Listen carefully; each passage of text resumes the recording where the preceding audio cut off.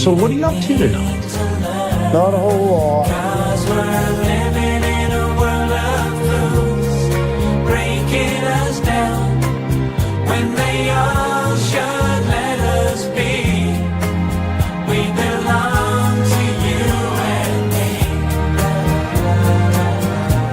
Jerks off and stale!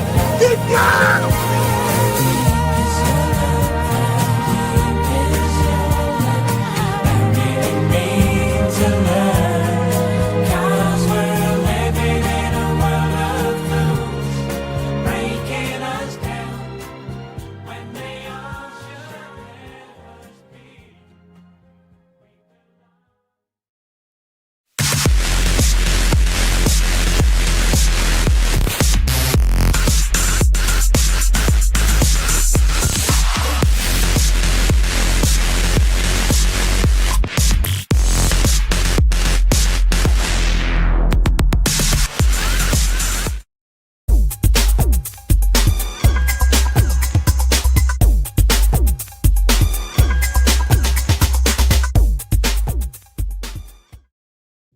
Hello, everyone. Welcome to night 26 of Lornography. We're into the final stretch. Last 7 days.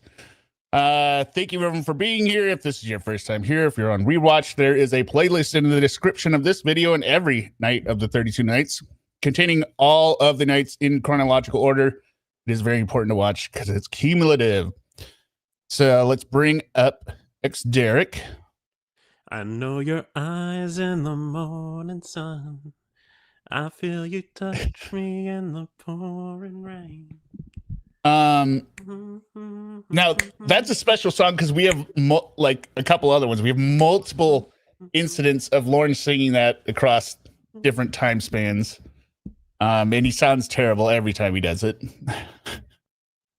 But what was I gonna say? Oh yeah, so we have a very short 1-page read, but then we're going into the RSO assignments, which they're so Lorne. So Lorne. Let's go ahead and bring this up here. So this is a Friday, right? Correct.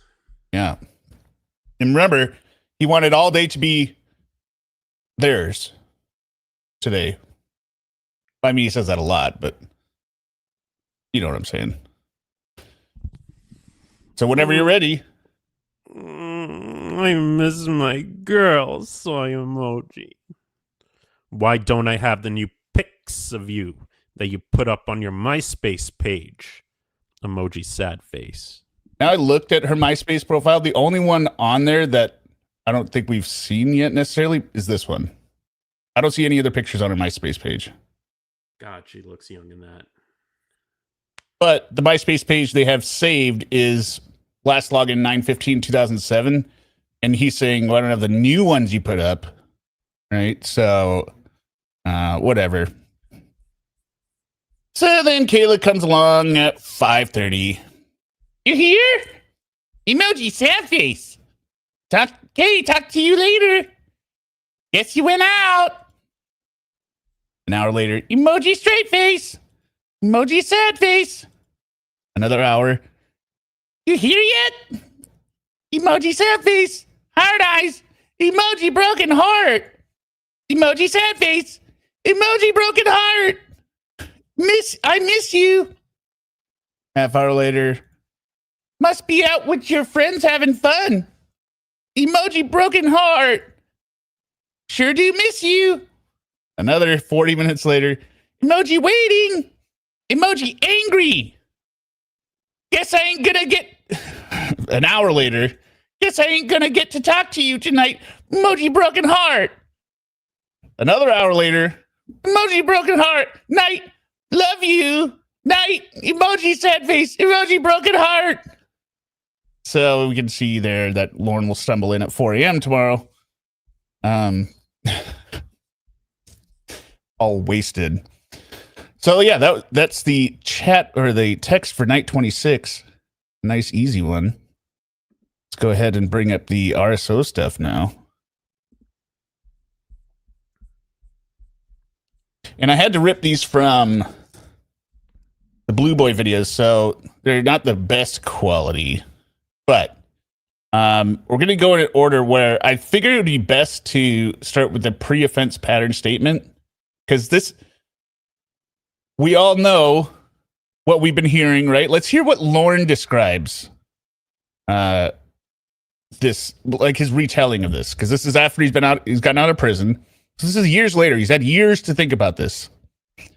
Do you want to read this part? Sure.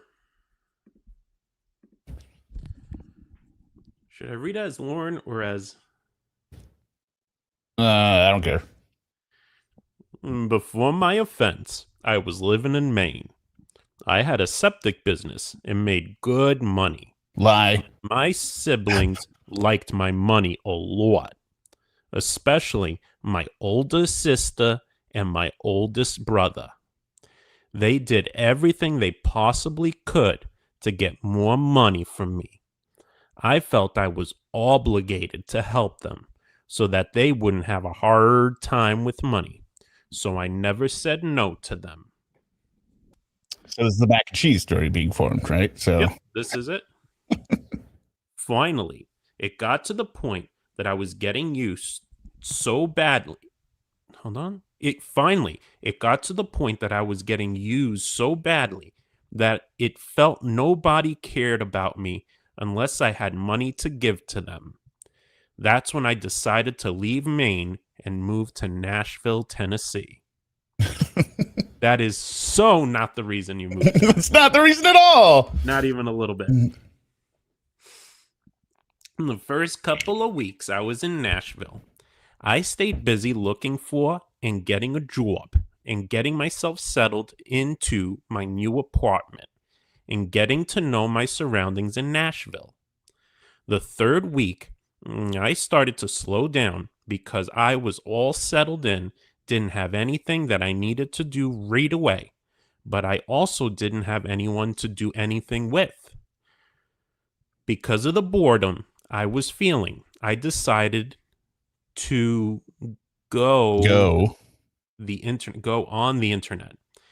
I wouldn't spend a lot of time on the internet, but would start going into the chat rooms more and more until I ended up noticing a 13-year-old girl that nobody would talk to.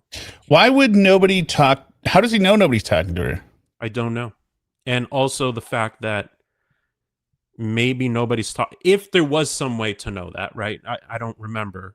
But if there was some way to know she wasn't being talked to, maybe it's the fact that she was a 13-year-old girl. I don't know what the numbers are, actually. They must correlate to something because you've got 1, 2, 3. Don't see where 4. And then it jumps. 5, 6, 7. It all jumps around. So these must be correlating to something. Anyway. I decided that I would talk to her so she wouldn't feel bad. My intentions were to only talk to her to be nice. But as I continued talking to her, I enjoyed helping her with her problems. What? Lorne! Let's talk about one problem she had that you helped. You solved nothing for her. I like how intentions is Intentions. Intentions. Intentions. There was a lot of tension. There was. Intentions. Yeah, what's one... You mean when you said, oh, are you having your period? Was that the problem? I mean, she told you her parents were fighting and yelling. Well, no, at her, she didn't even say about my period. He said, "Are you on your period?" And she goes, "Yeah." Yeah. She talked about her parents fighting and never responded to that. He did help her delete her archives. Baba Ganoush is right. Oh, yeah. How to delete your archives. That's true. Okay. She would also talk to me about my problems. Well, he did just vomit out his problems. Remember, yesterday he was like, I drink to forget my problems. Yeah, but they didn't solve any problems. They didn't. commiserate or try to problem No, solve. he doesn't or say she anything. solved his problems. She just said No, but talk I to him mean, about his problems. just talk. I guess you talked literally, but that not A literally. lot of these answers are literal in this workbook. They might also be classified as victim blaming. Oh yes. It's been a while since I read. I didn't want to read it again. I wanted to go in with as fresh of eyes as I could. I remember reading this and being infuriated. Oh yeah, Nav the EO. Yeah. Yeah, so she didn't know how many pubic hairs she had, and he came up with the idea, we'll count them. Yeah, that's true. That's a good point. Yep. She would also talk to my problems, and I started spending more time on the computer to talk to her. I loved the attention she was giving me because it felt like someone cared about me again. Let me go. Polynomial purebred, $4.99. Thank you very much. Her biggest problem was that she hadn't ever been molested. Yeah, I mean, she described that to like, nobody's molested me. And Lauren's like, I could do that. I'm bringing sexy back. Yeah. The mother boys don't know how to act. Yeah. Let's be clear, though. I know why you put that up, but let's be clear. Derek did no molesting. Derek was a gentleman every step of the way. Oh, that's what you... Okay, yeah, I got it. Yeah. He turned her out, though. Hey. A gentleman. I told her that we wouldn't be able to meet until she was 18. Her response of, you mean we can only be boyfriend and girlfriend on here? Meaning on the internet. Let me really? know that Lauren? if we didn't meet in person before she turned 18, then I was going to lose the feeling of someone caring about me. Oh. And it would be her. Man. So Kayla gave him an ultimatum, basically, is what he's saying, right? That is If some you can't mental... meet me, you're going to lose me. Right there. I'm pretty sure Lauren is the only one that says lose me over and over. Let me just go do a search here a sec for the word lose me. Lauren is the only one who says that. Lose me. He says it at least 3 times. Okay, yeah, this is night... Let's see what night is. 22nd is the... Okay, this is night 6. It says, tell X Derek to stay away from you, because if you don't, then you're going to lose me. Mm-hmm. Oh, that's the only time lose me is said.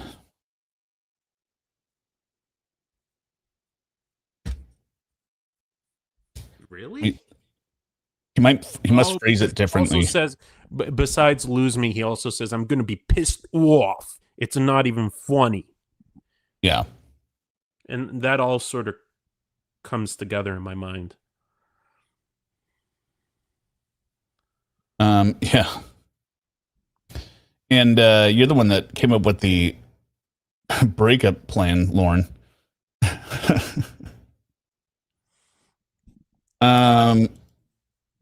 Okay, sorry.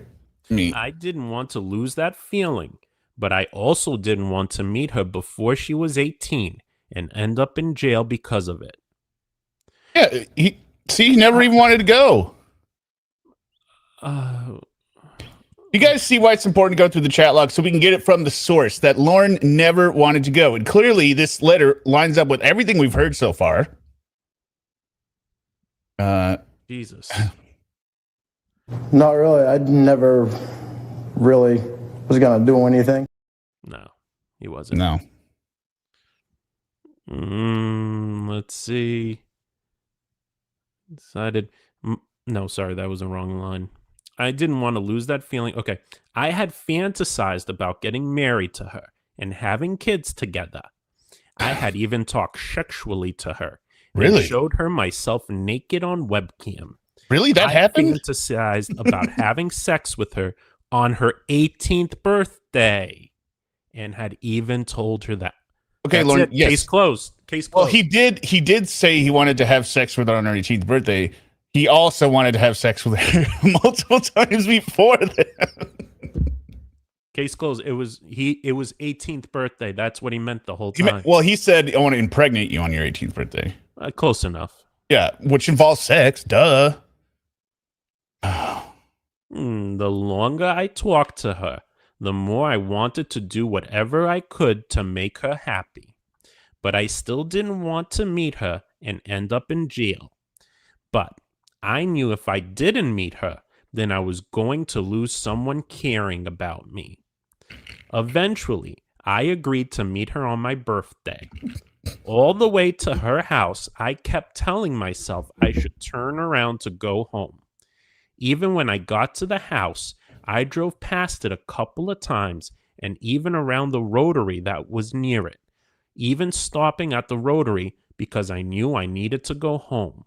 But I had made her a promise that I would show up. And so all the videos, we show those for a reason at the beginning. His little giddy smile. He parks right in the driveway. Hey, girl. Did that seem hesitant at all until Chris comes out? Nope. Yeah, what about showing your dick within 2 hours of meeting this little girl online? There is that. I mean, just bearing the lead up here. I even talked to her sexually and showed her myself naked on a webcam. That's all you do, Lorne. You were basically naked the entire time. Whole time. Every other minute, he's like, you want to see my dick? Want to see my dick? Want to see my dick? You want to see it? Want to see your toy? There are tangents of non-sexual sentences at moments away from just basic sex talk the entire time. Like, it's never, we're going on a sexual tangent. The tangents are the non-sexual stuff. I went back to the house. She was in the driveway waving me down, and I pulled in, went in the house with her, and I sat in a chair. After talking to her for a couple of minutes, Chris Hansen from MSNBC came out. I didn't have a clue who he was because I had never seen him before in my life. But because of the way he acted, I thought he was a corp. I knew I was going to jail. Well, you skipped over some stuff there, Lorne. Like, what'd you say in the couple minutes you were sitting down there? You said, we haven't had a kiss yet. I haven't had a kiss yet. Your hair looks so pretty. I thought you had blonde hair. Did you bring condoms? Yes, I did. And they're in the car? They're out in the truck. Should I go get them? Let's talk first. I think that's like cool. That's like cool. Good. Cool. I'm glad. But you say you can sit in the chair. I prefer the edge of chairs. And the whole time, every time I see him in that lazy boy chair, his legs up, it's sort of like someone's in stirrups on an examination table getting something in their nether regions examined. It's very prone and like you're completely at the whim of Chris Hansen. Yeah. Absolutely. All right. So that was his pre-offender statement. Let's see. What's the other one I want to jump to? Okay, let's see. I don't really want to go over the sexual history just because it's bullshit. A lot of it, right? What? Wait, no. I'm not. The sexual history part. It's when he's doing. I did this and I had sex with. And this is one night stand. I love that. Okay, part. well, there's other parts I like more. Let's read the get here section. All right. Just got to go up to page 8. And I mean, obviously, we don't have all the pages. We only have the ones that Lorne provided. But this is him describing how, the question really is, how did you end up in sex offender class? How did you end up in jail, right? Okay, well, you want to read the sexual history? I absolutely think we should. And Meowgarita is with me on this one. So's Mallory. Fine. Go ahead. I think I can make it there a little bit bigger for you. I can get it bigger. Yeah, that's what Lorne wants too. At the age of 24, I had vaginal intercourse with a girl named Carrie, also 24 from Washington State. At the age of 25, I had oral and vaginal how does he pronounce it? Vaginal? But yeah, vaginal. Oral and vaginal intercourse with a girl named Kathy, 24, from Washington State. At the age of 25, I had vaginal intercourse with Debbie, 26, from Washington State, age 25. I had vaginal intercourse with a girl named Lisa in her 30s from Washington State. I moved back to Maine when I was 26.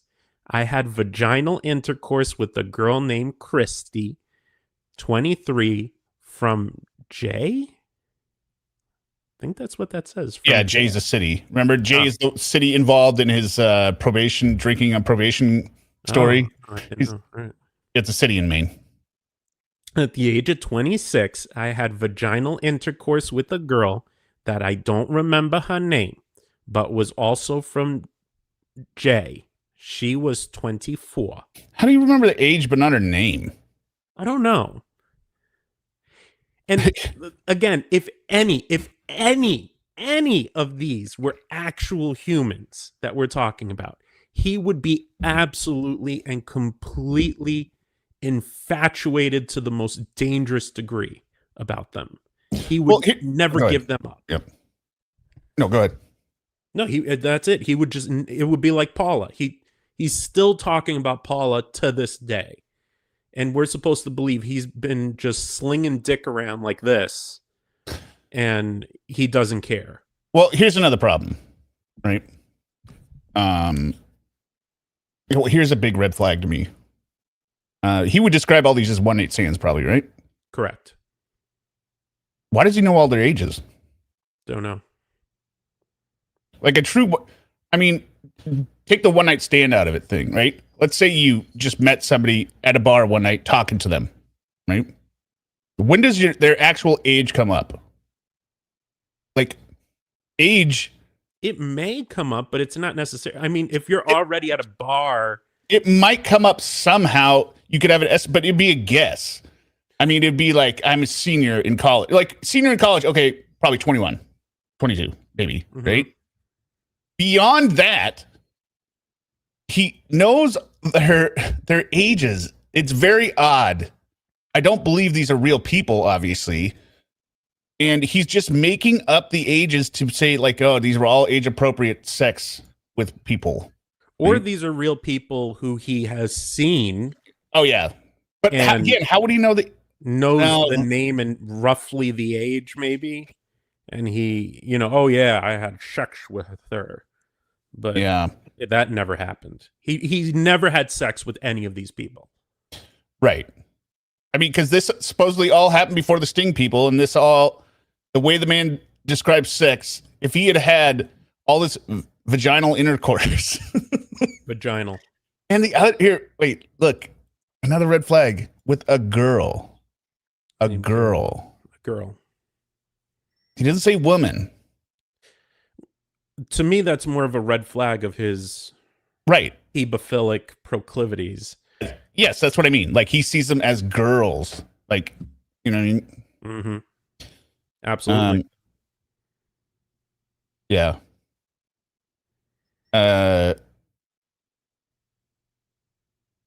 Like, you might say, like, I dated a girl in high school, right? If you're I'm trying to think about retelling it, right? And this is where it starts. So he didn't mention anyone in high school? No. Interesting. And he said he lost his virginity to somebody who was 29. Remember? Yes. That's not here. Yeah, I remember that. Like a much older woman. There's nothing about his brothers either. Wait a minute. Nope. Oops. Oh, shit. What's wrong? We didn't start at page 1. I'm my bad. I'm full of shit. So there was information. Oh. Okay, sorry. Yeah, I was like, wait a minute, this doesn't make sense. Okay, yeah, this great.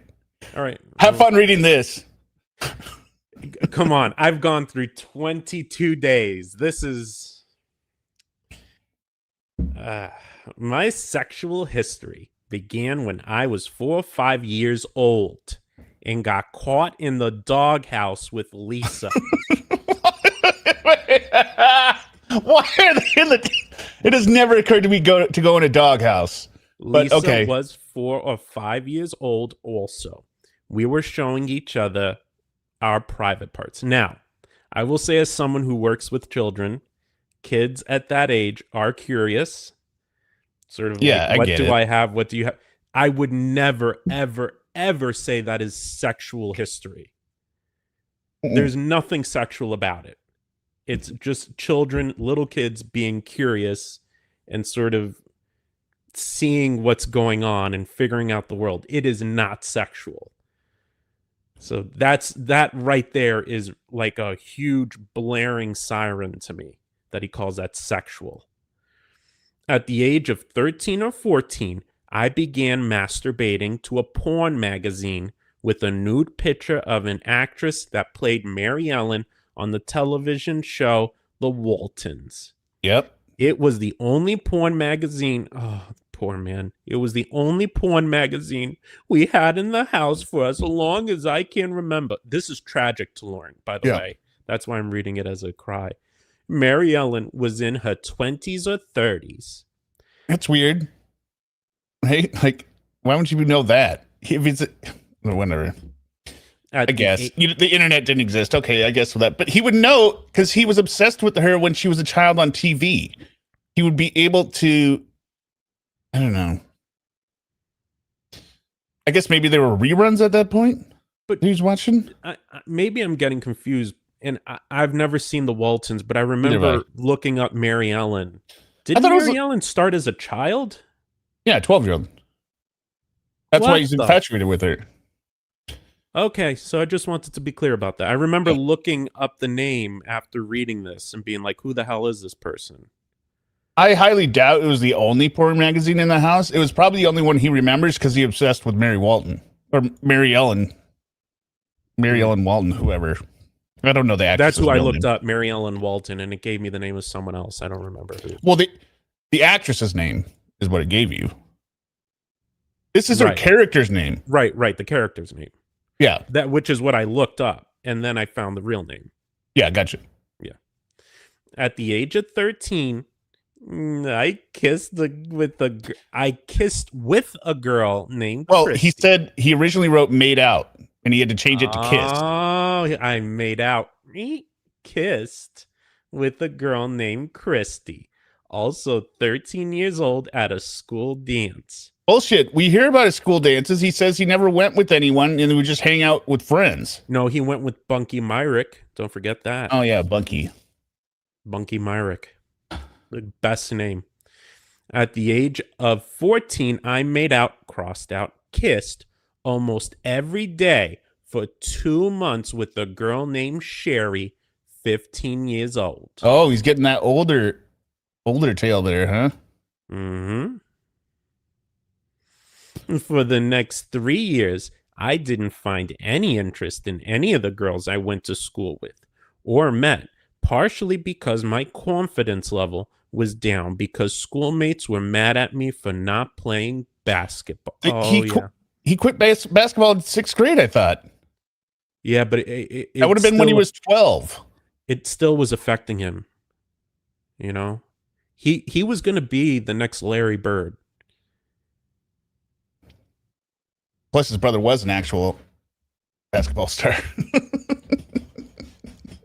How could Lorne, at 5'1" or whatever he was at that age, do anything in basketball? And like at that age is when puberty hits, and you know, having the physical height starts to really make a difference. Before that, it's more of an even playing field. At age 17. I went on a double date with my cousin and 2 of his female friends. Oh, so they were lesbians? Then you and your cousin were? My date's name was Monique, also 17. I made out, kissed with her, and felt her breasts. Oh boy! Can you scroll it up a bit more? Or yeah. Will it... No, it won't. Okay. I can read the last part. All right, please. Yeah. And notice there's nothing from the brothers yet in here. Which nothing about his brother. At age 19, or not Kayla. At age 19, I dated my boss's daughter, Amanda, age 17. Amanda. I want everyone to note the repetition of names that go throughout his life. Amanda, because he would later be scammed by an Amanda James, who wasn't her real name, right? Daughter, Amanda, age 17. I only kissed her and only dated her for 2 months. I had known her since I was a kid. My boss had mentioned marriage to me, and I broke up with her and quit my job. Bullshit. That's probably what he was making up and talking about with Paul in one of the Paul calls. No, she said she wanted to marry me, but I was too immature at the time. No, that was Paula, wasn't it? I thought he said there was a couple of women. Oh, yeah, that's right. You're right. One of them was Paula, but I thought there was another one he said as well. Well, I have a question for you, Derek. If you are not reliable with the term made out versus kissed, how reliable can you be with marriage proposals? And it was maybe it was something like, oh my God, you would make and it never happened. But if it did, I could imagine it being something like, oh my gosh, you would be a perfect husband for my daughter. Or, maybe we should hook you up with my daughter later in life. And he's blowing that way out of proportion. Okay, here's the big conquest. This is how I went back. I was like, wait a minute, this isn't in here. We're missing something. At age 19, I dated Denise, age 29, for 3 months. I lost my virginity to Denise. No. Scratched out. The first time I had sexual intercourse was with Denise. We had oral and vaginal intercourse almost every night. Oh, man. Oof, Lorne, he was just putting in work. More work than a plumber working in New York City. For 3 months, I broke up with her because she lied to me about something. Do you think that lie was that they were in a relationship and that they were dating? Yes, actually, yes. That's exactly what I think. And he wasn't just their babysitter? Because remember, he says that he was her babysitter for her 3 kids. Oh, right? That's the Denise? That's her, Denise. Oh, okay. Huh.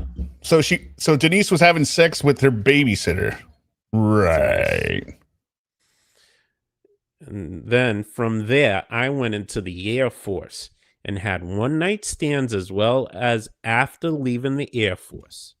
While in basic training, I met a girl named Jennifer, 18, and made out with her. Scratch that out, kissed her.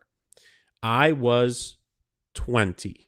It's weird, though. Wait, again, he says, I had one-night stands as well as after leaving the Air Force, but then the first person he talks about is he just kissed her. Mm-hmm. Right? Well, what about the one-night stands? Well, they're coming up. Sorry. He was a male slot. You can't imagine him to keep track of all of them.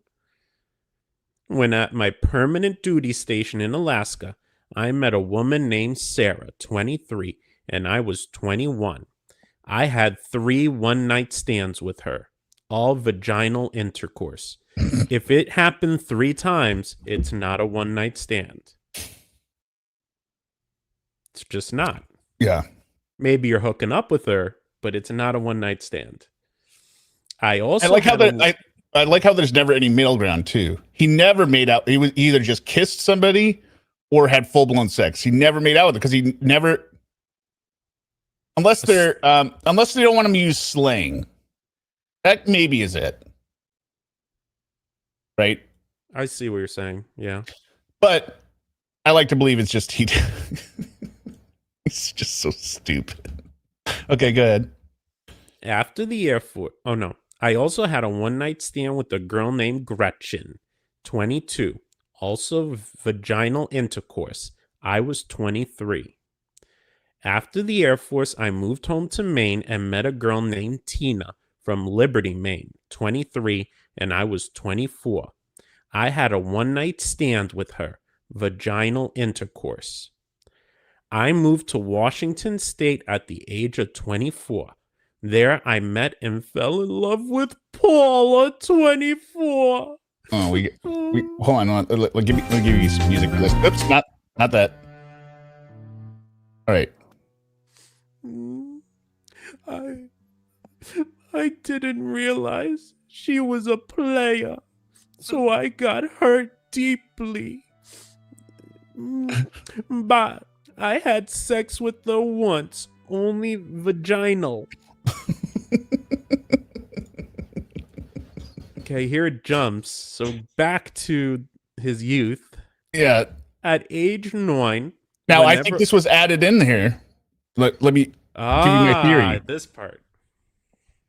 This was added in here because when he turned it in, they're like, Lorne, what about your history with your brothers that you told us about? Oh. And so you had to write another page. Because he forgot about it because it didn't happen to him, right? But he had been using it in class. Okay, go ahead. At age 9, whenever I was at home alone with a specific brother, Paul, that was age 14, he would whistle to me, and that would be my signal to go to his room so he could feel my private area, and he would have me feel his. This happened up to my age of 12. This never happened. Never happened. Never happened, people. Because this would have been...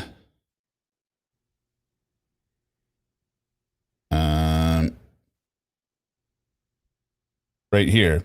He showed the private parts to Lisa. He's him and Paul are grabbing each other's dicks, and then at age 13 or 14. Well, on the left-hand column, you see a little arrow, and it says add. Yep. Okay, that's where the arrow is here. Yep. Because there's a big arrow here. Yep. Mm-hmm. So he just whistled to Lorne like a dog. Come here, you bitch. Private area. Why would you, right. of all dicks, why would you want to feel Lorne? Yeah, it's curved and twisted and broken. And why would he wait, he says, right? He feel my private area and he would have me feel his. Why? Lorne, I don't care. I mean, I guess I can't, I've never been abused or whatever, right? But like the last thing my brother's going to do is teach me, talk me into grabbing his dick while he's also grabbing my dick and not be fully outright with it, which brother it was. You have four, like, if this is true, right? You have 4 brothers, Lorne. You're besmirching the other 3 by not naming the one that did, right? The 3 innocent brothers. Yeah, but it happened to none of them, so he can't. I know. Right. You can't be specific, but you know what I'm saying, right? Yeah, I do. I'd be pissed if I was I'm like, bro, say who did it. I didn't molest you. You got my wife asking all kinds of questions. What about the toe fucking? Yeah, it's not in here. Damn it. Wait a minute. Tell me that's not a fake story as well. The toe fucking? It's impossible. Yeah. Toe fucking was fake. What about the down where he's down at the river, or there's rocks and stuff, or inside the car where he's on the wheel well of the driver's side or something? It doesn't make any sense. Where basically he's describing it and his back is up against the steering wheel rather than going to the passenger side. Come on, Lorne. I guess he is short enough, but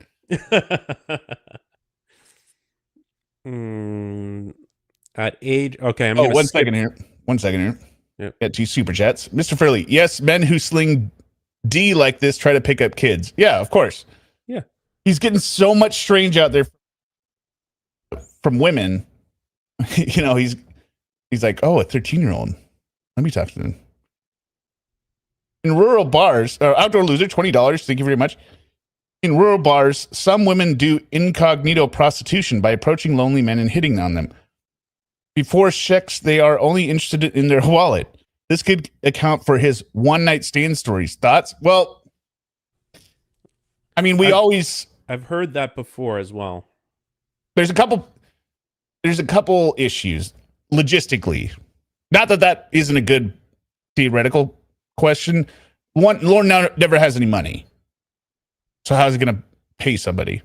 Two, he really looks down on the whole money for sex kind of thing. Like he would prefer it to be the arrangement where he's providing money to somebody and then they love him and have sex, right? It's not like it's too dirty for him. Does that make sense?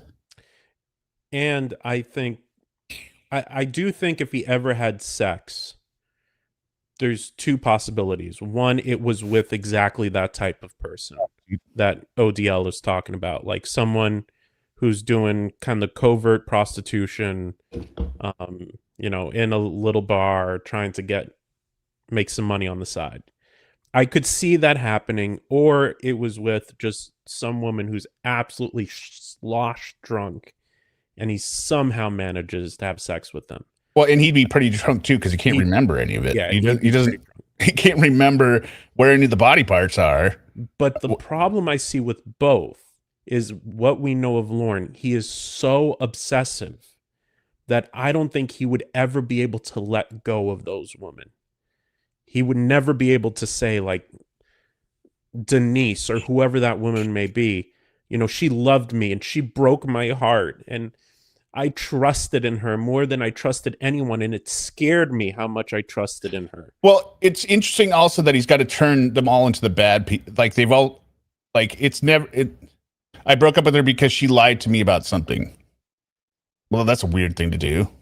But it had to be pretty important, right? It'd be like she lied to me because she was dating somebody else. So that's infidelity. It's not she just lied about something, right? It doesn't make it. It doesn't make sense on its own, right? The lie has to be about she maybe believed that we were in a relationship. We weren't, so I broke up with her. Because in his mind, they were already dating, so now I'm not dating anymore, so I broke up with you, even though we were never going together. ODL brought up another good point. Lorne always said that women only cared about his wallet. That's another sort of point. I mean... Well, I think that's... I know that fits with it, but I think that's what he uses to denigrate people. Yes. But, I mean, that's what he does with his siblings. Right. They only cared about money. Caring about money is something bad because having money doesn't make you a good person, but all they want is money, making them bad people. Yeah, I mean, at the end of the day, whether he's had sex or not doesn't matter. No, it doesn't matter at all. And he never had. I think everyone can agree. Sex or not, he's never been in a meaningful relationship of any sort, ever. I'll go one higher. If he had all this sex, that makes the chat log even weirder, right? It would. Yes, it would. Like the explanation for a lot of the weirdness, even though it's still weird and disgusting, you shouldn't do it, is that he's never had sex. But if he has had sex and is still saying this, that opens up a whole nother can of worms. Like, what? Then why are you still acting like a 13-year-old boy? I'm going to sleep with my penis in you all night. He would have figured out with Denise that doesn't happen. That doesn't work, yeah. That's like a physical impossibility. I mean, that's the number one argument against Denise being real. Like, there's no way. No way you were with a woman for 3. You would have found, even if that was an obsession of yours, you would have found out it didn't work and you wouldn't bring it up again because you know it's not going to be anything. Anyway. All right. I'll jump down to where I left off, which is where I think it was. Yeah. Sorry. At age 27, I moved back to Washington State. That was where I first started going on the internet. I met a girl on there when I was 28. She was also 28 from Pennsylvania, Amanda James. She told Amanda, me and what was the last Amanda? Amanda was one of his one-night stands, I thought. It was at the end of a page. Oh, no, this is the boss's daughter, Amanda. Oh, that's who it was. Okay, Yeah. end of the page, but I was wrong about. Yeah. No, I got you. So it was almost fiance, and then look, his next serious relationship was with Amanda again. How weird. Oh, don't forget Paula though.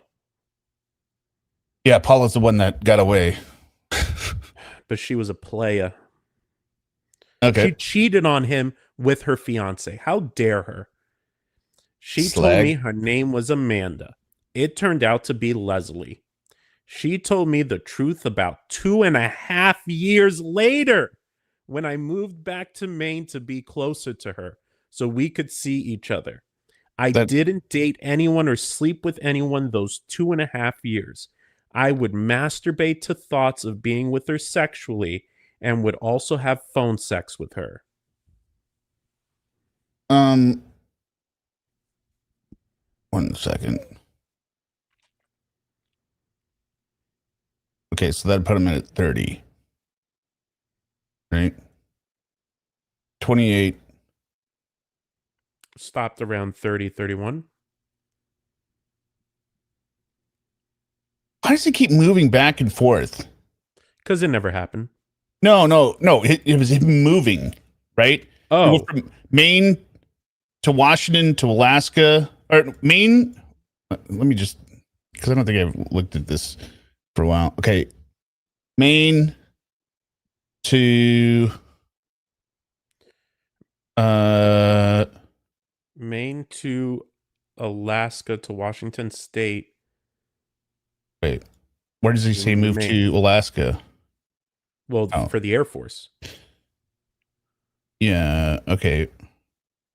Maine to Alaska, Right.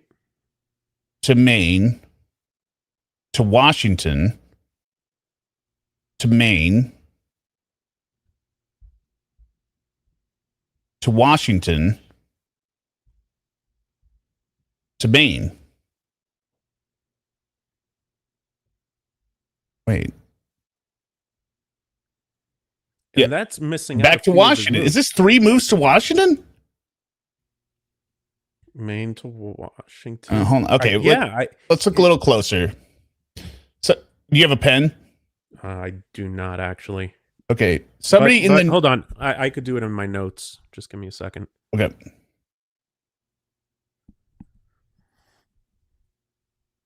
All right, let's do this. Okay, so let's hear it. Age. He's in Maine up until age 19. So in Maine. Up until 19. Then he moves to Alaska.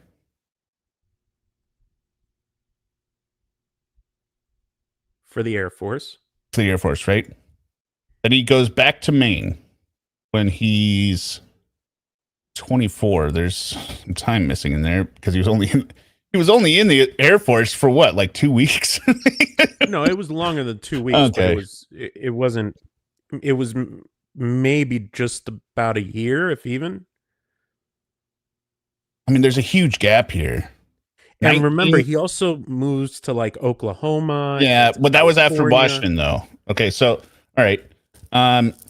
Okay. So he's only in Maine for. Well, he doesn't say when he went to Maine, but okay, so he goes to Maine at 24. He moves back to Washington, or he moves to Washington. Got it? Hold on, 24 to Washington. That's where he meets Paula. Then.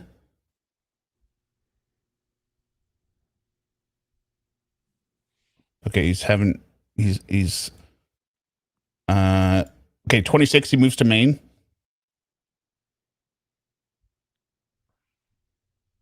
Got it? I'm working on it.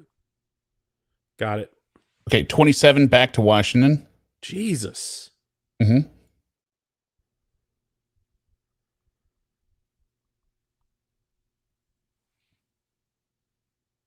And then 2.5 years later, so 30, back to Maine. And somewhere in there, Oklahoma, right? So he moved to Washington twice. Okay, so it's only twice. He just 24. I was and confused. 27. Yeah, I was confused because he was saying from Washington. Well, yeah, you were in Washington. Like, okay, we've got the timeline there. Okay, I think you said I didn't date with any. I didn't date anyone. Okay, go ahead. We read this whole thing. Wait, I would masturbate to her thoughts of being with her sexually and would also have phone sex with her. Oh, okay. Yep. All right. And some mysterious substance on the top of this, which we shouldn't think about too much. After getting over I think it's Amanda actually just Leslie- water. I think it's just water running or me. tears. I had vaginal intercourse with Billy Joe, 30. I was, say, I was 32. that's 32. I was 32, 2 one-night stands, then 2 more one-night stands when I was 34, and she was 32. That is weird. At age 34, I had... You don't know, but look at this time jump, right? He moved when he was 30 back to Maine. Within that 2-year period, he has 2 one-night stands. And then over the next 2 years, he has 2 more one-night stands, according to him. So in 4 years, he has sex with Billy Joe 4 times. It's just weird. It's like I don't. Okay, go ahead. Sorry. Go ahead. No. At age 34, I had one night stand with a girl named Kim, 25, only vaginal intercourse. At age 35, I had dated a girl named Brandy. Of course, Brandy. Age 35, for 2 weeks only, vaginal intercourse. And Brandy was the one on drugs, right? That her sisters came and pulled her out of the trailer? Correct. Yes, it was Brandy. At age 35, I had vaginal intercourse with a girl from Bangor in her 20s. I don't remember her name. Age 35, I had vaginal intercourse with a girl from Heartland in her 30s. I don't remember her name. And this is the way you would describe the age, right? Like, why does he know the In name? her 20s, in her 30s, yeah. Why does he know the name and the age? Because these are people he was probably fixated on. Yes, absolutely. Right? Absolutely. Yeah. I totally agree. At age 36, I had vaginal intercourse with a girl from Skowhegan in her 20s. I don't remember her name. At age 35, I met a girl on the internet named Vanessa, 25. I guess that's Vanessa Lee Parker. Vanessa, 25, from New York. I would have phone sex with her over a year's time. It's weird that he says at age 35, I moved to Nashville as well. He gets that wrong. Yes. This guy cannot remember when he moves. But he was can only there remember for the 7 age. weeks. At age 36, I moved to Nashville, Tennessee. I went into an adult chat room, and that is where I met the 13-year-old girl, in quotes, named Kayla. 2 nights before going to the Sting. Wait. Oh, You actually, forgot this little bubble down here. Oh, yeah, that tiny little thing. That's nothing. I met my sexual victim, the 13-year-old girl, in quotes. So he says sexual victim, but then immediately downplays it because she wasn't really a 13-year-old girl. I hate you, Lorne. 2 nights before going to the Sting house, I had vaginal intercourse with a girl that was 41 and from Nashville. Mikey's mom. It was Mikey's mom. Pop that mattress. It was a one-night stand. I don't remember her name. Well, you know it's Mikey's mom. But you remember Mikey. Right, but not Mikey's mom's name. I was 36. That's it, right? So, I mean, and I'll say this again. It's according to his story, Mikey and his mom were hanging out at the bar, right? Is that what he said? And he took them home both from the bar, and then Mikey watched some Three's Company DVDs or whatever while he went to town on his mom on the air mattress in the bedroom, and then the air mattress popped and they were laughing so hard because it was deflated, but he just kept going. That's all that story, right? I believe so. Why would it? So obviously Mikey has to be 21 to be in the bar. How would a 21-year-old hang out with a 41-year-old unless she had him at 15 or something? So he's like 26 still. Why are they hanging out at the bar together? Doesn't make any sense. And let's say even this was something like where I was in a scenario hanging out with my single mom for whatever reason. the last thing I would do is go back to a dude's house with her, because she would have had to obviously do that many times before, right? Like this would be her this unless she suddenly decided to go wild one night, right? She's I'm like, gonna well, go screw out it. drinking with my Yeah. son and have I'm sex skipping with Bible a study man who tomorrow, looks like or prayer Lorne group. Armstrong. I'm skipping prayer group tomorrow and organ practice. I'm going home with this dude.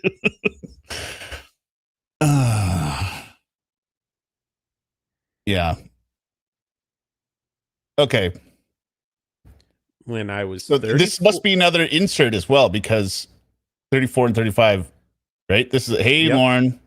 Okay. Oh, okay. Here we go. When I was 34 or 35 and on the internet, funny he can't remember the age there, right? Yeah. I was in a country music chat room and met a 15-year-old girl by the name of Molly. We had become good friends, and approximately 2 years after we met, we had began flirting with each other. Bullshit. Bullshit. You showed Kayla your crooked dick. Well, bullshit for a Within number 2 of hours. reasons. Number of reasons. Number one, he says that it wasn't until, he goes, well, I wasn't flirting until she was 17, right? That's horseshit, because he says that they were going to be boyfriend and girlfriend, and they tried to meet at the fair within a few months. Like, that was the first year he met her. Oh, was the fair was in the first year? Yeah, I believe so. Because then he says towards the end.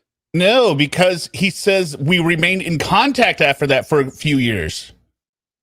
And then the sting happened. And notice how conveniently Molly becomes 17 and presumably over the age of consent Uh-huh. at that time. That's nice. Oh, sorry. Darlene Carpenter, $1.99. Buy yourself some ribbons for your ponytails. Which place do I get? First place? Second place? Best in show. You should definitely get a best in show ribbon for each ponytail. Or first and second for Lorne. Hold on, I'm going to check the Mariners score. Go ahead. You can keep reading. Before this, I had always been someone for her to talk to about her alcoholic dad and her boyfriend and friends and school problems.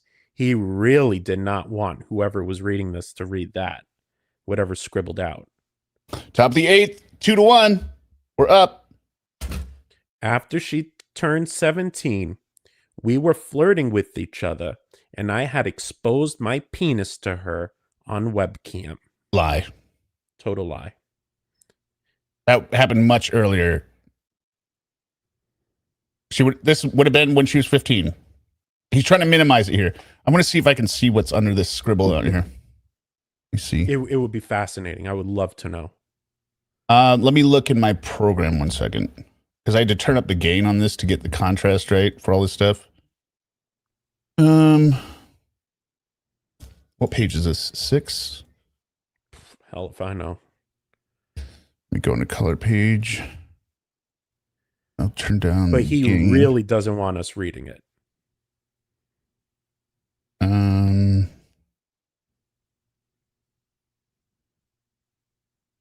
Contrast doesn't do it well.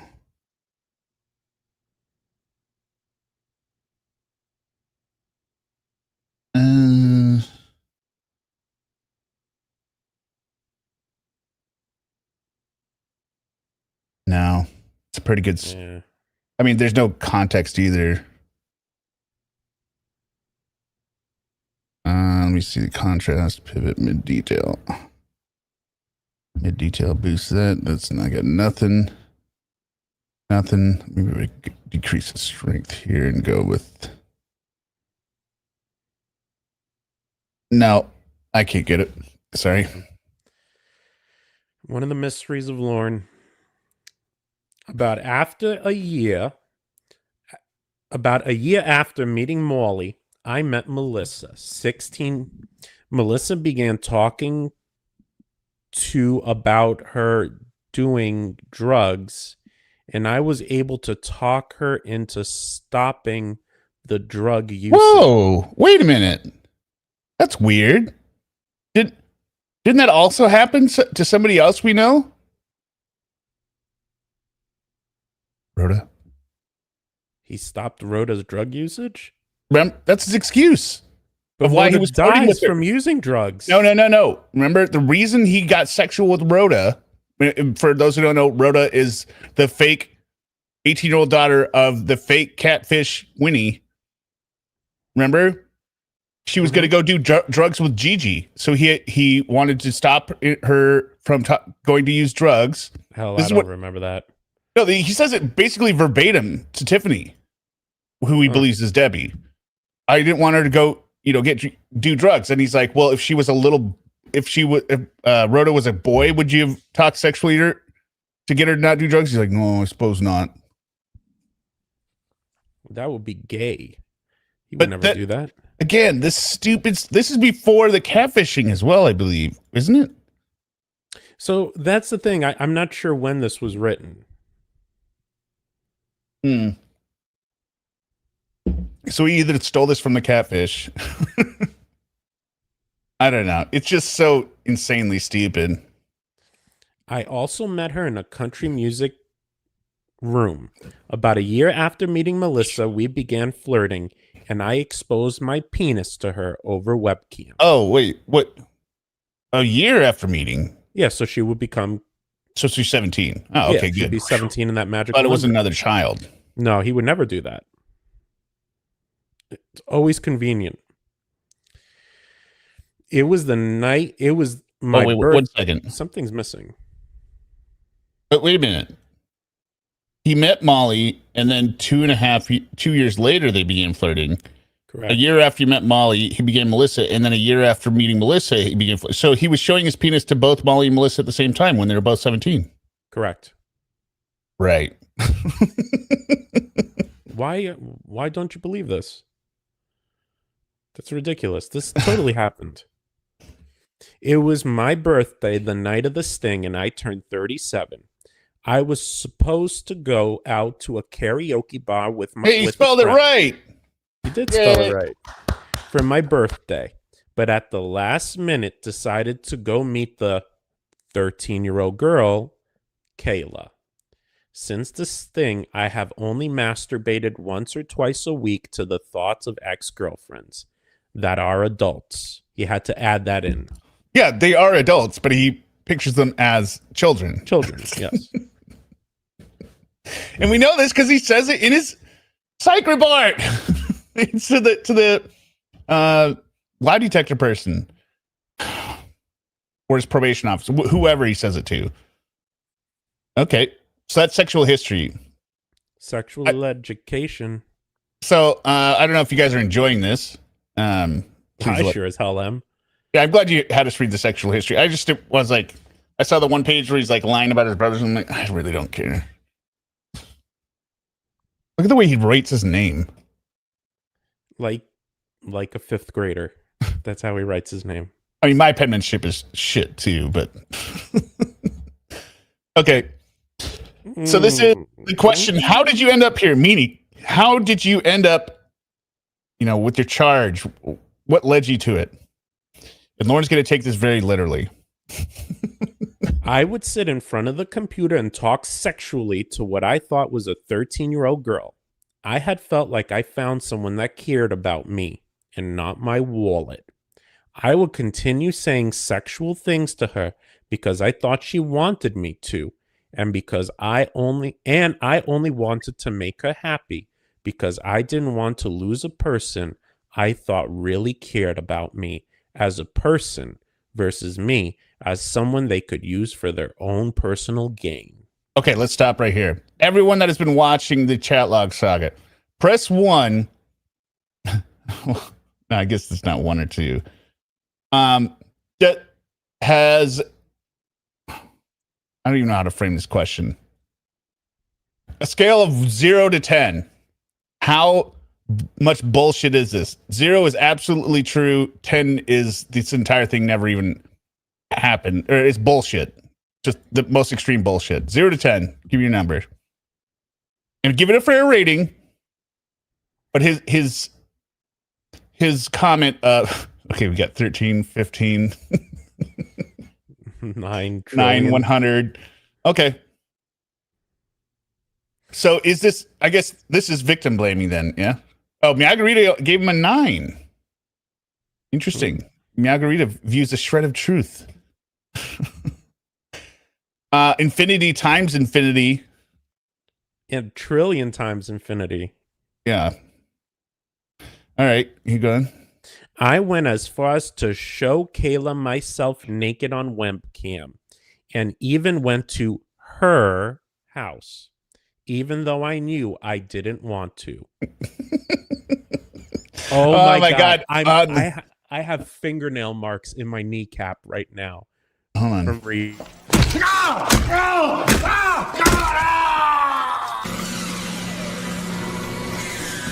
You stupid bastard.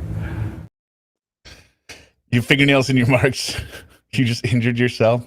Yeah, I literally, I just dug my nails into my knee from stopping myself from screaming. That's all you talked about, Lorne, was how giddy and excited you were to go molest and assault this little child.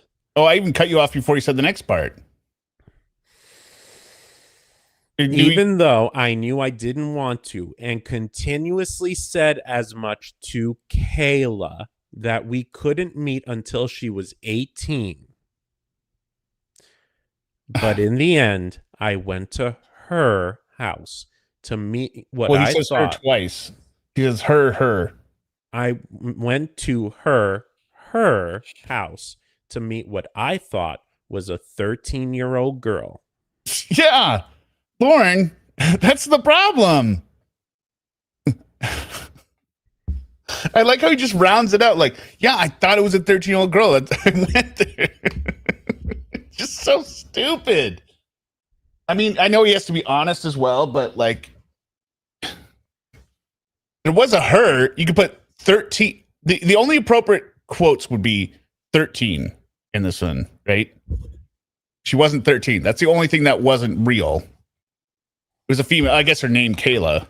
You could put Her Kayla. name was not Kayla. Yeah, that's true. You could put Kayla and 13 in quotes, but he doesn't. He puts girl. It was a female. Yeah, surprisingly. Most of your catfish are dudes, though, Lorne. Maybe that's why this one felt so real.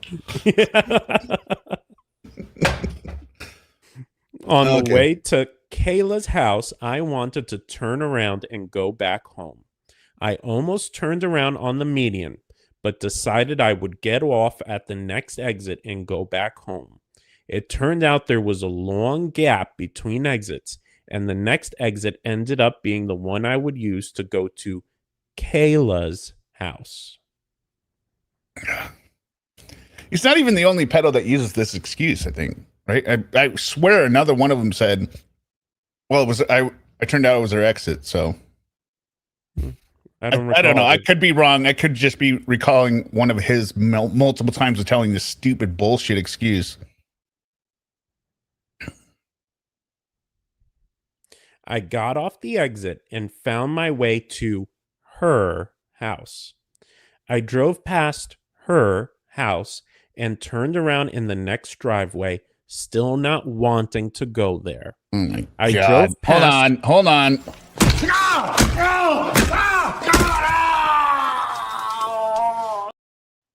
Lorne, you just said you found my way to her house. Finding is an affirmative action. You're finding something. You're not wandering around lost and then realizing you're at her house. You found her way to your house. Your way to her house. It's just. I mean, I don't know anyone. I wouldn't try that. I wouldn't try this lie on anything, right? Just like Wendy Adelson, right? For the day of her husband's murder, it was like, oh, I just happened to, I was driving by his house. To drive by his house. Yeah, it was for a shortcut, and won't admit that you were driving by it. Like, no, I just saw the police tape, and then I did like a K turn. It's just blocked off. I didn't call or anything. Like, you're toast. You're showing up there. You're toast. No one goes somewhere accidentally. Somebody could accidentally be in the vicinity, but they're not related to the crime, right? But in the way he's phrasing it as well, right? I mean, I think this is what you're getting at. It's not his fault. Well, Kylie Phoenix, I know we all love this more, but the problem is most people don't like the deep dive because they don't understand what the infatuation with the guy is unless you know the chat log. You need the chat log to have the hate built up for this man to understand how much bullshit this is because he said it for 32 days. Sorry, what were you going to say? As you were saying, it's just he's making it out to seem as if he just wound up there. He just happened to get there through no action of his own. It's not his fault. Yeah. Remember, he's not a sex offender. He just has to register as a sex offender. Right. We know, Lorne, you were unsuccessful again in having sex. But you did sexually offend. You didn't sexually... Wait, I don't know. It'd be what's assault? Sex offense? Well, no, there's assault and offense. Like one has the actual physical interaction. That's the one he couldn't get to. He couldn't successfully pull it off. Attempted. Okay. I drove past her house and turned around in the next driveway, still not wanting to go there. I drove past her house and went to the rotary just past her house. Does he mean roundabout? Is this like an East Coast term that I'm not? We call them roundabouts. No, I have no idea. Or a cul-de-sac. Okay. I think maybe cul-de-sac, roundabout. That's what I'm thinking he means, but I don't know. I don't know either. Darlene Carpenter, it's a couple of misdemeanors, or is it 2 misdemeanors? A couple of misdemeanors. Spelled MISS. Demeanors. Yeah. Misdemeanors. But they stopped making content. Yeah, sadly. They were fantastic. Oh, it's a New England term, inverted draft? Well, if somebody knows what it means, let us know so we can all be educated as to what it is. Cornhole Thruway says roundabout. And I believe Cornhole Thruway is in the Northeast, so...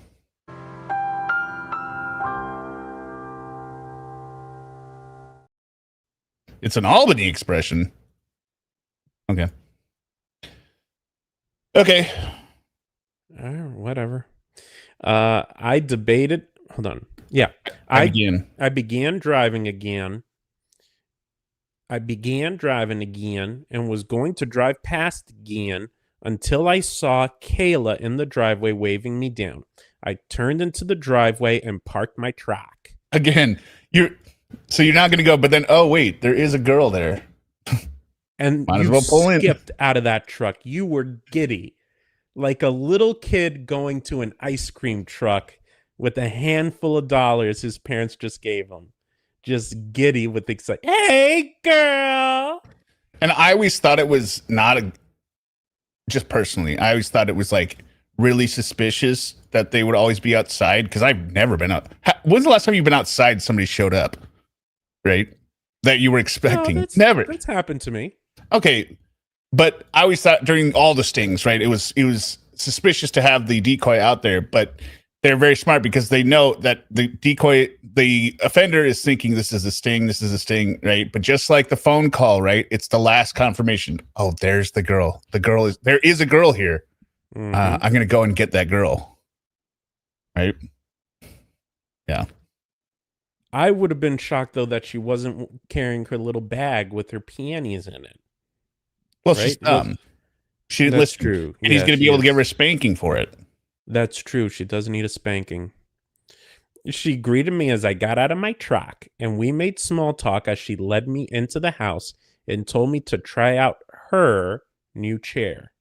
I sat in it, and she sat across, he spelled across wrong, across from me on the arm of another chair, explaining the massage and heat and cooling things about the chair. This is getting hot. How come? After the small talk, God, she asked me if I brought... Sorry. 3-1, top of the 8th. After the small talk, she asked me if I brought condoms. I told her I did, and they were in the truck. I told her I also brought her the gift. Let me look. Let me see if I can. Heavy. Yeah, this is a heavy redaction. Let me see. I don't hold out hope here. I do know one thing that the misdemeanors missed on theirs. I was able to find out, but what page is this? This is page 9.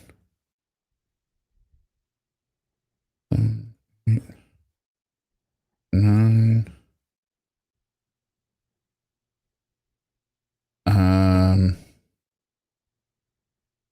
No, this is a total wipe. Got nothing. Like you can see on the backside, I've got stuff bleeding through, so I can get that. But that's what that is in the background. That she asked me to bring. Then she said, "What good are they doing over there?" Meaning the condoms. I told her I wanted a kiss first. She said, Let's talk about. Let's Go talk a for little it. bit first. So that's like cool. So I continued sitting still, ready to start talking to her. That's when Chris Hansen walked out. His stare. And Kayla left. Chris Hansen sat down across from me and began asking me questions. The first thought in my head was that he was a co-op or her father because I had never seen him on TV before. When he was finished asking me questions because I stopped talking, he asked me if I knew who he was. I told him no. Oh, so okay, so the blurred out word. So he said at first he told me, and he crossed that up, but asked me if I knew who he was. I told him no, and then what's under here is he looked offended, and then I don't know the last word, but like it's got to be something like that. I didn't because there's a T at the end, right? He just cannot. He hates Chris so much, right? Oh, yes. So he's trying to throw shade on Chris. Yeah, he looked offended. I didn't know who he was. Did Chris look offended at all? No, Chris is never offended. I've never seen it like. I think in the new Takedown episodes, there's been a couple, but it's actually almost the opposite sometimes, where he'll be like, "Do you know who I am?" And the person will just look at him and go, "Chris Hansen," like Batman almost. Pretty badass stuff, actually. He told me he was Chris Hansen with MSNBC, and they were doing a segment on child predators. I was pissed because I knew I never wanted to go there.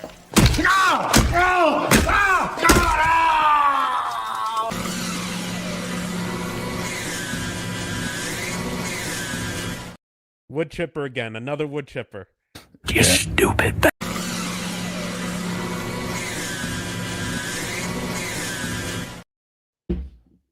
God almighty. And he's writing this in his.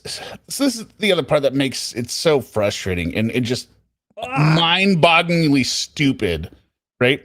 He is in the RSO class. This is never going to be the answer to any questions. Like, oh, I didn't want to do it. Like, I'm not guilty, essentially, right? Never put that in yours. You just, every time you say that, you sign yourself up for another 6 months. You know what I mean? Like, never give that answer. Even if you don't believe, even if that's what you believe, you never say that answer. Right. You got to play the game if you want to get out. Yeah, and he said it twice in here. We know you're not going to be rehabilitated. This isn't going to get rid of your charge. Yeah, your charge or your desires for little children. Just then, the TV crew came out with the cameras, and I got up saying, "Oh, God!" And I walked out of the house. Lie. He didn't say, "Oh, God." I know you said it correctly, but God. You could have at least spelled it correctly for us. Could have. As soon as I walked out of the house, I got arrested.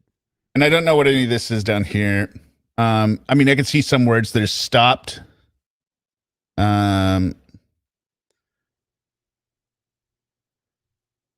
I'm willing to bet it's either I wish they stopped the cameras or I wish I had stopped and turned back around or something like that. No, I'm guessing this is about bullshit about the sheriff, right? Or NBC. Like, if it's bullshit about NBC, then usually it would be like, if they were doing it for the wrong reasons. it says round to get a. I don't know. I can't. It's double crossed. That's the problem. You see the thicker black line? Yep. Yeah. With an X through it. Yeah. Okay. Down. Get down. I ended up here because it was court mandated, along with 60 months of incarceration,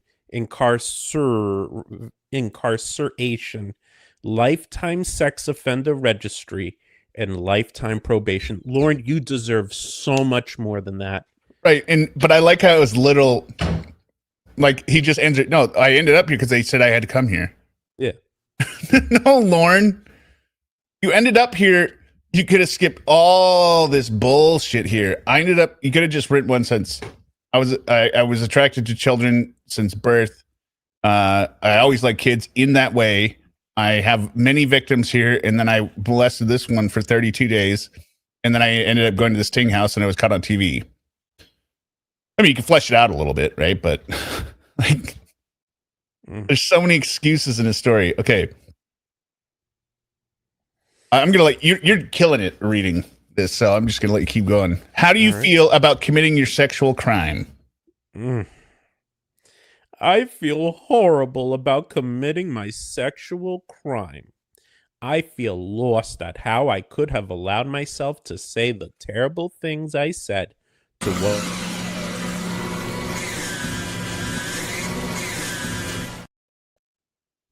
Sorry, I'm gonna do that in some of these ones because these are the I don't even know when this was written, right? But we know he's saying the same shit to Debbie/Tiffany in 2018, 2019. Mm-hmm.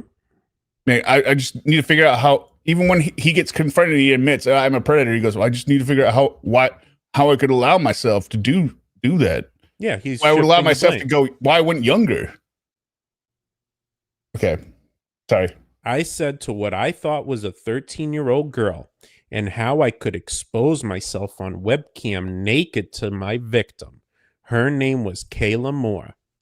The pain, confusion, distress, and physical and emotional pain I could have put my victim through had it been an actual child. And that's where it rubs him raw. He's like, it wasn't even a real, I didn't even get to do it. Yeah. For a month. You mean I was whacking around Mr. Penis for a month and it wasn't even a real kid? You know, would you respect Lorne more if he said, when he says, I never even meant to do it, if he just said, I never even got to do it? Like, yeah, honestly, I would. I would respect him more. Like, okay, at least you're being honest, Lorne. We know that's where you're pissed. Not that you're right, but at least you're being honest. You're pissed because you didn't get to do it. Yeah. Don't say you never meant to do it. I didn't get to do it. Okay. After all the inner and outer anger I have felt with myself and others, I have finally come to terms with the gravity of what I could have done. I feel thankful that it was a sting, but mad because of the media coverage. He hates that he's that exposed. Just like I would say 99.9 to 100% of pedophiles exposed on TV are mad about the coverage. Yeah. Too fucking bad. Don't commit a felony. Was this the same question? How do you feel about? Yep. Okay. This continued. I feel terrible about my sexual offense to Molly 15 and Melissa 16. I feel as though I stole part of their innocence and took away the trust that they deserve to have from an adult.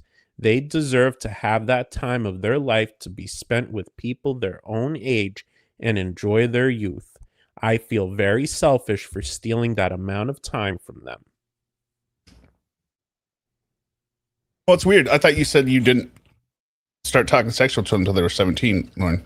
Correct. Yeah, this is actually confusing me as well. Do you think, I'm guessing the RSO, I think this is another addition. So they told him you have to include this? They're like, what about your other, like he's handing in pages, right? You know, like, Lauren, you talked about the sting, but you talked about Molly and Melissa that were minors. And he's like, yeah, but I didn't start flirting with them until I was 17. And then they're like, Lauren, that's bullshit. Your timeline lines them up so they're both at the same time 17. That doesn't make any sense. And then, you know, he had to write out this part, right? This is all forced attrition. Yes, absolutely. He doesn't mean a single damn thing. I don't know if it's this one. I think it's the next one with the letter. After this, there's the letter that he is supposedly going to write from his victim to him. That one is infuriating. This is different, though. How do you believe your victim feels about being sexually abused by you? And I also think, well, here's a question.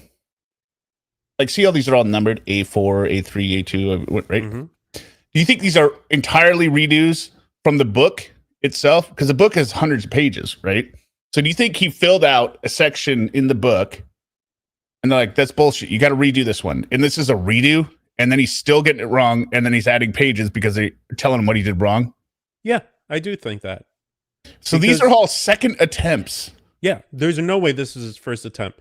Because especially that last one about Molly and Melissa, that you could tell that's written the way that a sex offender class instructor or whatever would want it to be written. He would never write that on his own.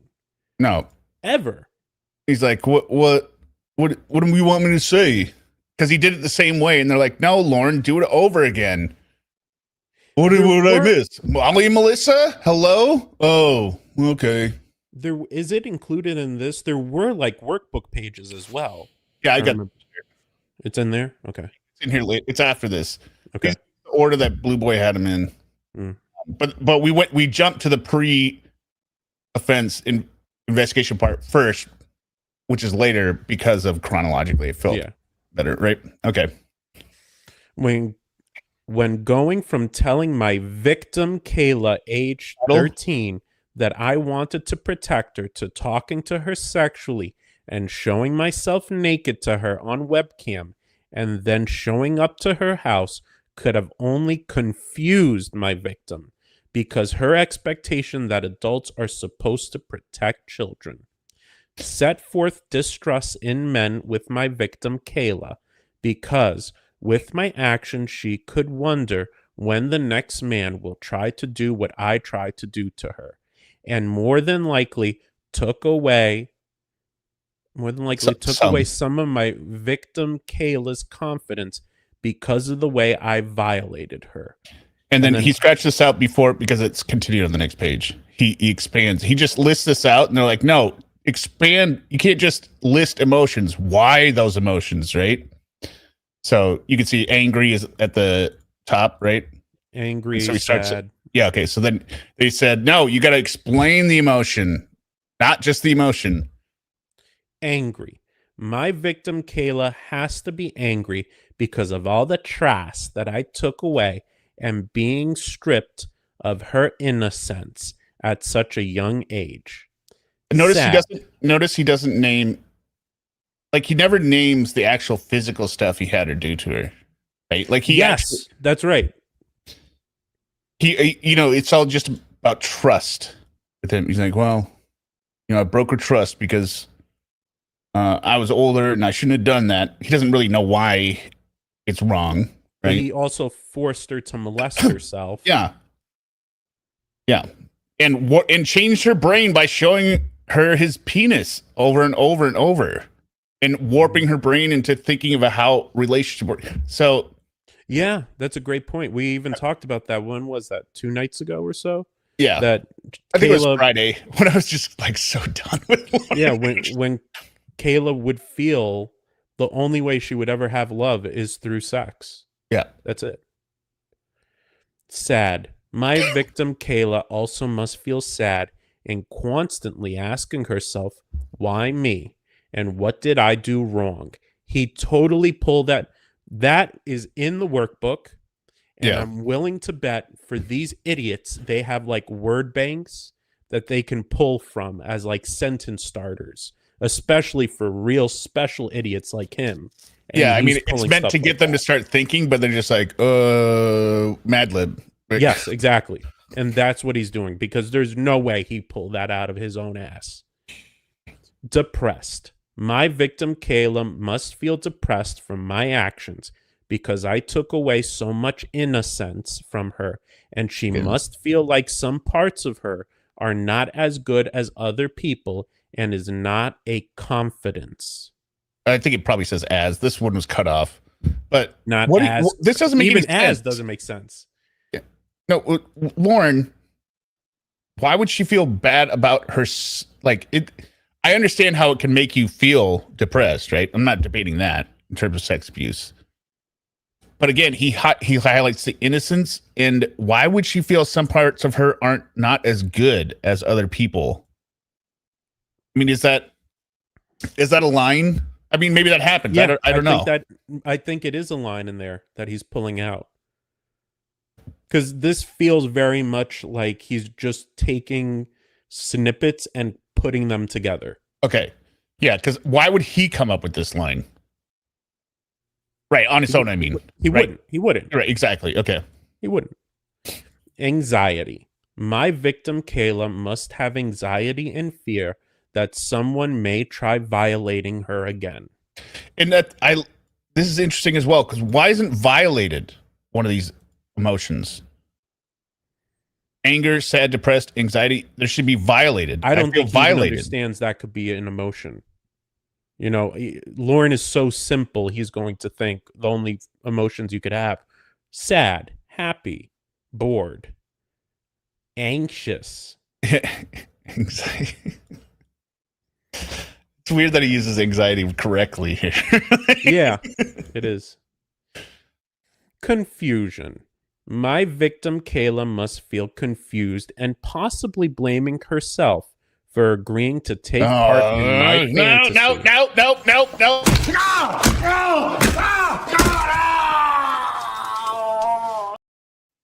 I hate him. I hate him for this word. Agreeing to take part. Victim blaming again. Well, she agreed to it. Yeah. It was consensual rape. Yeah. And plans to violate her sexually.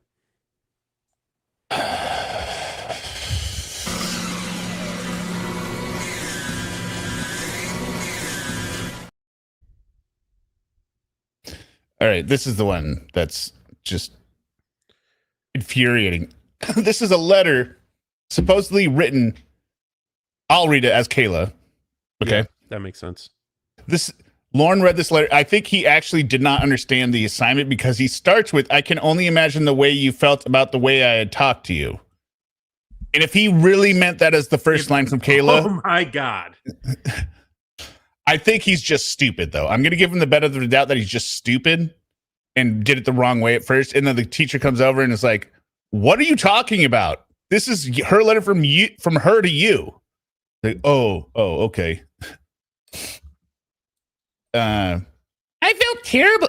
So this is in Lawrence's mind. This is his victim. I'm gonna get ready. I felt terrible at the time you were abusing me. I felt like the only thing I was good for was sexual reasons. I have learned through the time that the reason you must have done that was because you were, for some reason, feeling unwanted at the time. Fuck you, Lorne. Yeah. Fuck you. Fuck you, Lord. Seriously.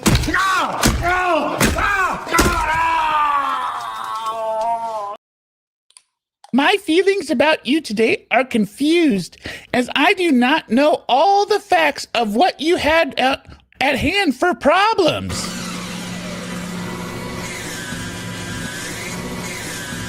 You stupid bastard. But I think that it would be hard for me to ever talk to you again without thinking of the past. What I would like to see happen is for you to get yourself to where you never do again the things you did to me and to have a good life.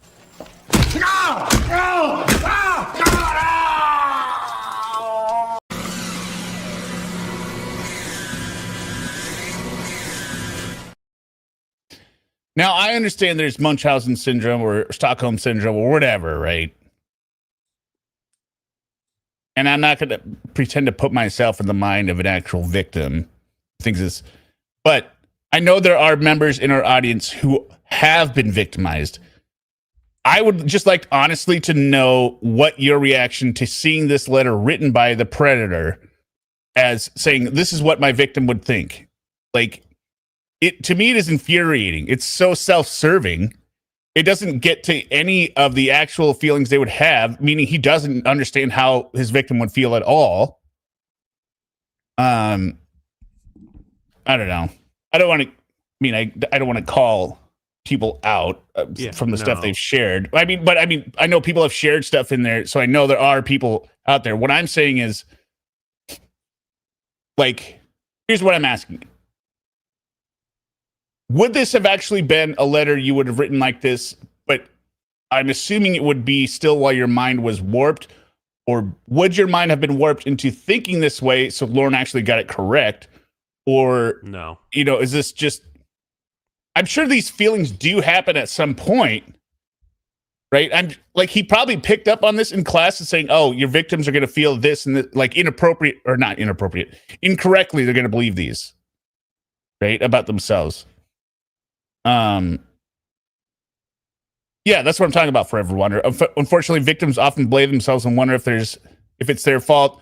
One of the reasons it's such an awful crime. Right. No, exactly. What I'm saying is, what the specific lines, like, would you care about what problems they had on at the time? I would think it would stop at, like, I don't even know what I'm saying. I get what you're saying. It's a tough one to verbalize. It's a tough one to verbalize. And, like, would you wish they have a good life at the end? I think if you really, I can't imagine everyone does. I would imagine some people do. I would never blame them for wishing them only ill for the rest of their life. Right. And like, this seems written like by somebody that hasn't gone through any kind of counseling, is what I'm saying. Does it make sense? Also, this feels like it was written by someone who has never been sexually abused himself, yet he claims to have been sexually abused. Yeah, Kylie, I 100%. It does warp your sense of relationship. Obviously, that's why it's a crime. That's why you can't do it. So oftentimes feelings are very mixed. But would you wish them well? And would you come up with the excuses in the letter to them? Remember, this is not a letter to the court or to others or justifying or explaining to somebody else. This is a letter to them. And like, where you can say anything you want. There's no way Lorne would understand what this assignment was getting at. Yeah. This is way too far, way up in the chain of metacognitive thing. Like, there's no way he would be able to get this. His brain is just way too simple. Yeah, and you were for some reason feeling unwanted. Oh, it's so weird that she perfectly aligns with your own thinking. With all the excuses that you list out, Lorne. Asshole. Okay. Victim questions assignments. Please answer the following questions as if the person you victimized was asking you directly. Be thorough and comprehensive in your answers. If you have victimized more than one person, complete this assignment for each person you victimized. Well, I don't think he's going to do that, but after years of contemplation, I'm more focused on what he's done to others. That's a very real thought. Katie says, absolutely effing not. The day I read my abuser's obituary was a surprisingly fantastic day. It had been 20 years since CBS. Well, Katie, we are all glad you got a fantastic day. I mean, I would imagine that myself. Oh, Chatterbait Billy said something really interesting. Look at Taking Abroad. Oh, yeah. Spoiler alert, At the end of Taken Abroad, spoiler alert, the victim of the murderer, of the serial killer, feels bad for the serial killer, who is a Lorne analog.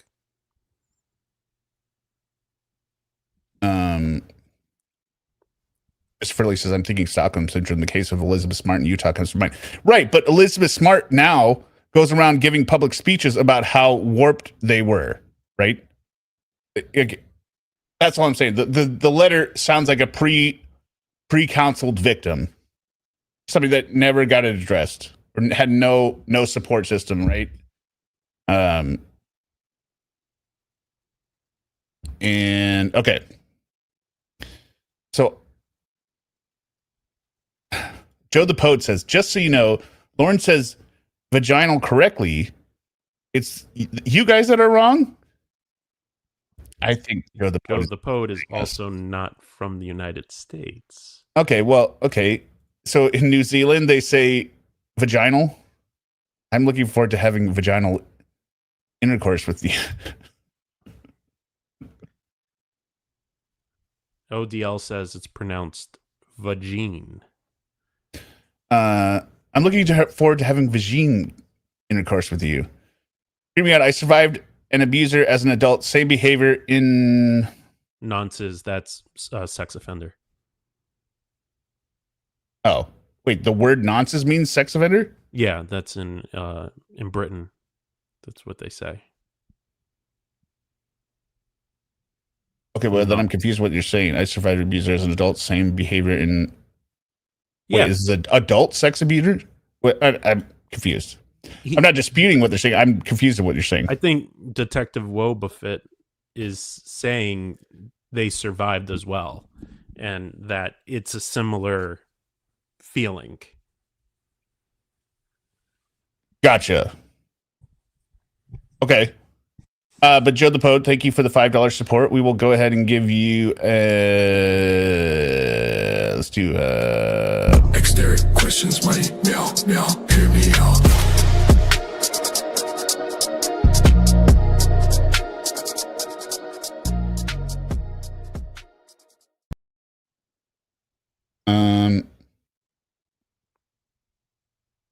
And Serenity says he wrote what he wants her to feel.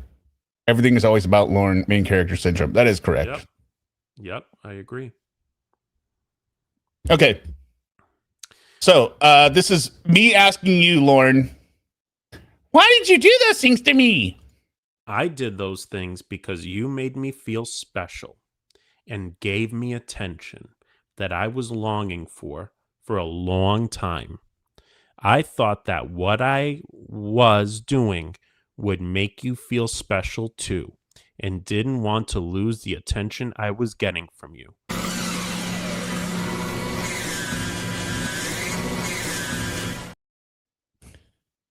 Back to jail. Back to jail. Back to jail. I mean, back to jail. This, again, I don't...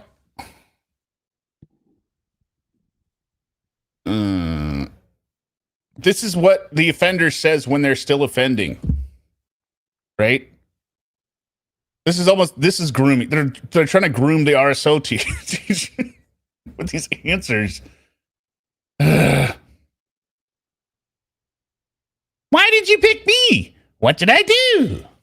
I did not target you. You just gave me something I hadn't gotten in a long time, and at the time, I couldn't think straight.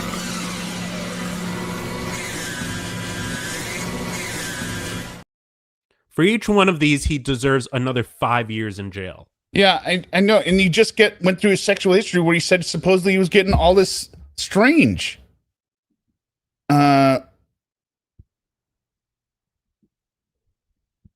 Kylie Phoenix. Yeah, no, it's because no one your own age wanted you, and a child is easier to manipulate. Well, I think a child is easier to manipulate, but I think he is also attracted to children. In addition to that, I don't know that he's exclusively attracted to children, but he prefers children. I couldn't think straight. And even this, I did not target. Yes, you did. You said you picked out the 13-year-old that you say no one was talking to. That's targeting. Should I trust you anymore? Why? I cannot make that decision Oh for my you. God! Stop it!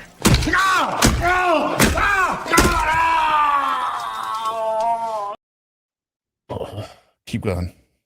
I would not blame you if you chose not to, but I would make it a point to not disappoint you if you chose to allow yourself to trust me again. No, God!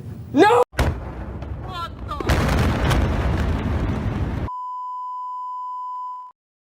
I should have just played that.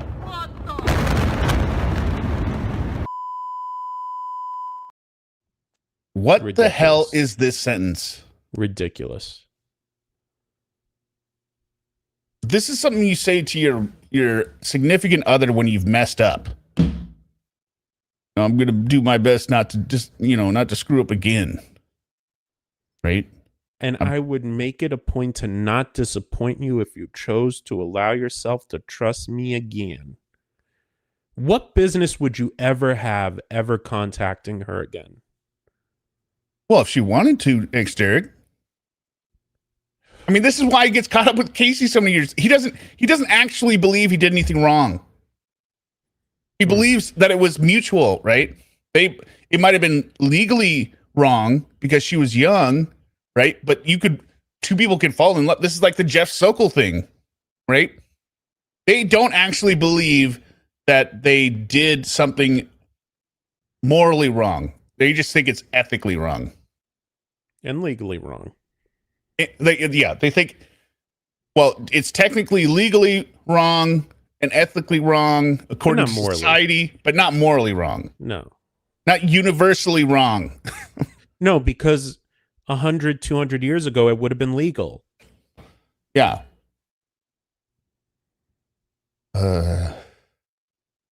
Why isn't he in jail? Because they only gave him 5 years and he's out. Plea deal. Plea deal. NS. Which again was why we read the full chat log. You read this full chat log, you think 5 years is enough? God. Without hearing this chat log, people would be curious, why are we covering this guy? What makes him any different than the other people? This is what makes him different. The 32 days in this stupid ass workbook afterwards. And nothing here mentions the attempted production of CP. No, none of it. I mean, that to me brings it to a whole other level, even. You wanted to assault her, and then you wanted to memorialize it for the rest of your life so you could get sexual gratification from it.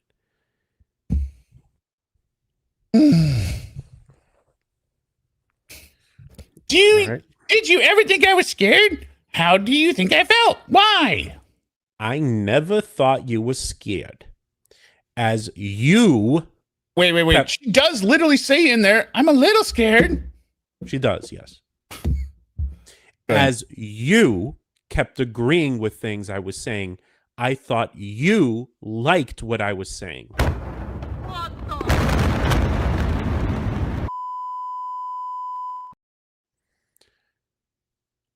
And all I thought about what doing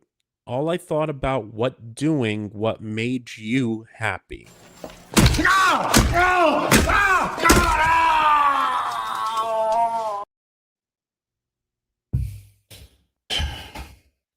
This reminds me of how just going back to following orders.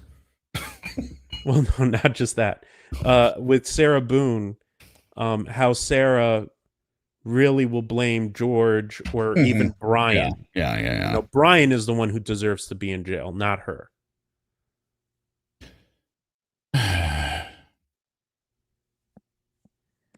right. How do you think the abuse affected my life? I can only imagine that it has caused you to second guess your worth and the real meaning of what sex should be. Yeah, that came from a counselor, not him. Love, hate, confusion, guilt over perpetrator going to jail. No. Excuse me? No.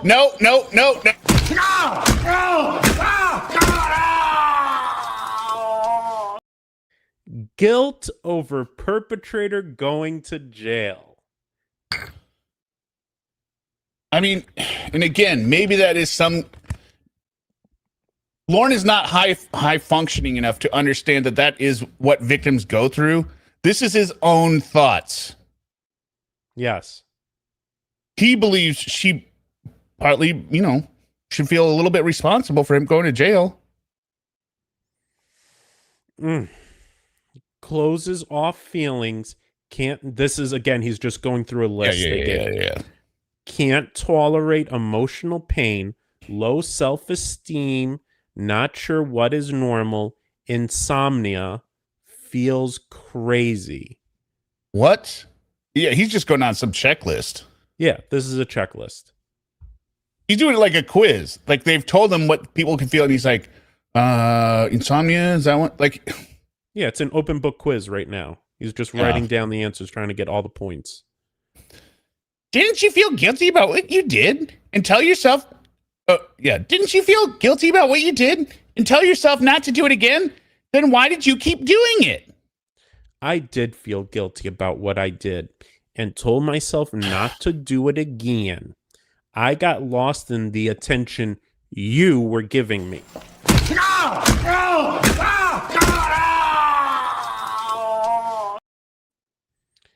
And thought what I was doing would make you feel special too.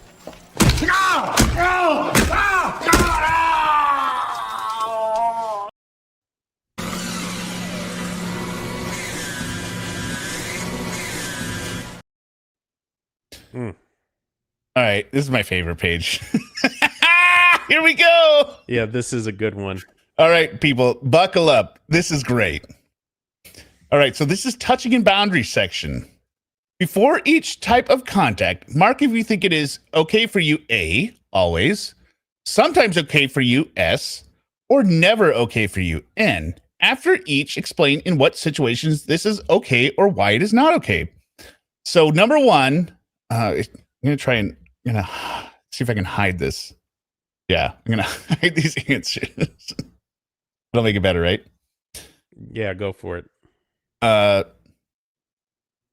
Number one, giving a massage. What does everyone think his answers are? Sometimes. And only if it's a female only or brother. This answer makes no sense. It can't be gay. No, but he doesn't care that if it, talking about if it's an adult, all he cares about is that it's a female and that it's not gay. So it's okay for him to give any female massage, including a child. I mean, this is weird because it's giving a massage, right? So he's not going to give a massage to a man unless it's his brother? Why would you give? I think my brother has had cramps in his legs, and I don't even do the thing of grabbing their foot to relieve their pulled muscle. I'm like, sucks, don't it? Right? I'm not touching your calf. You got a muscle cramp? Go yourself, bro. I'm not gay. I don't think my brother's ever it's never occurred to me. Hey, bro, you want a massage? It just sounds so weird. And for somebody who's so against appearing to be gay at all, right? Remember his blood, he claims his brothers blew him and he blew his brother, or, fondled each other, right? I guess maybe that's what he's talking about. Maybe it's okay if if it's his penis, I'll do it. Right? I don't know. All right, a handshake. That's always okay. So he's always okay with a good handshake. Pat on the back. He put depends on my mood and then crossed that out. And he put never. So a pat on the back is never okay. So even patting your brother on the back would be gay. It's never okay to pat them on the back, but a massage, sometimes. Yeah. Rough day, just a massage. Pat on the butt. So they distinguish back versus butt. If it's a female that gives permission. So again, so he views this as him doing it, right? Mm-hmm. And so he views, going back to number 3, he views it as never okay for him to pat somebody in the back. But it's sometimes okay for him to pat somebody on the butt. Yeah. I mean, you don't want to be dirty and pat someone on the back, but on the ass, that's a whole different story. Kissing. If female gives permission. Adult female, Lorne. It should always be adult. Adult female, adult person, adult male, whatever floats your boat. Adult is a key word you keep missing. Or family. So male family. So he's because or is he talking, so it's either one or two things, right? Is he saying any female that gives you permission, or if they're family, like a female family member, then you don't need permission? Or is it saying any female that gives you permission, or family, meaning if they're a guy? No, I'm reading it as non-family female giving permission, or right. Any female, or any family member. Okay, so he can kiss any family member at any time. So what is this? He says sometimes. Sometimes kissing. But I would assume he previously had all... It's so funny because he had sometimes for pat on the back and all the time for pat on the butt, all the time for kissing. Originally, before he crossed him out. It doesn't make any goddamn sense. Hugging. If female with permission, or family member, or close friend. Does he put brother or so weird? He says always. It's always okay to hug people. Holding hands.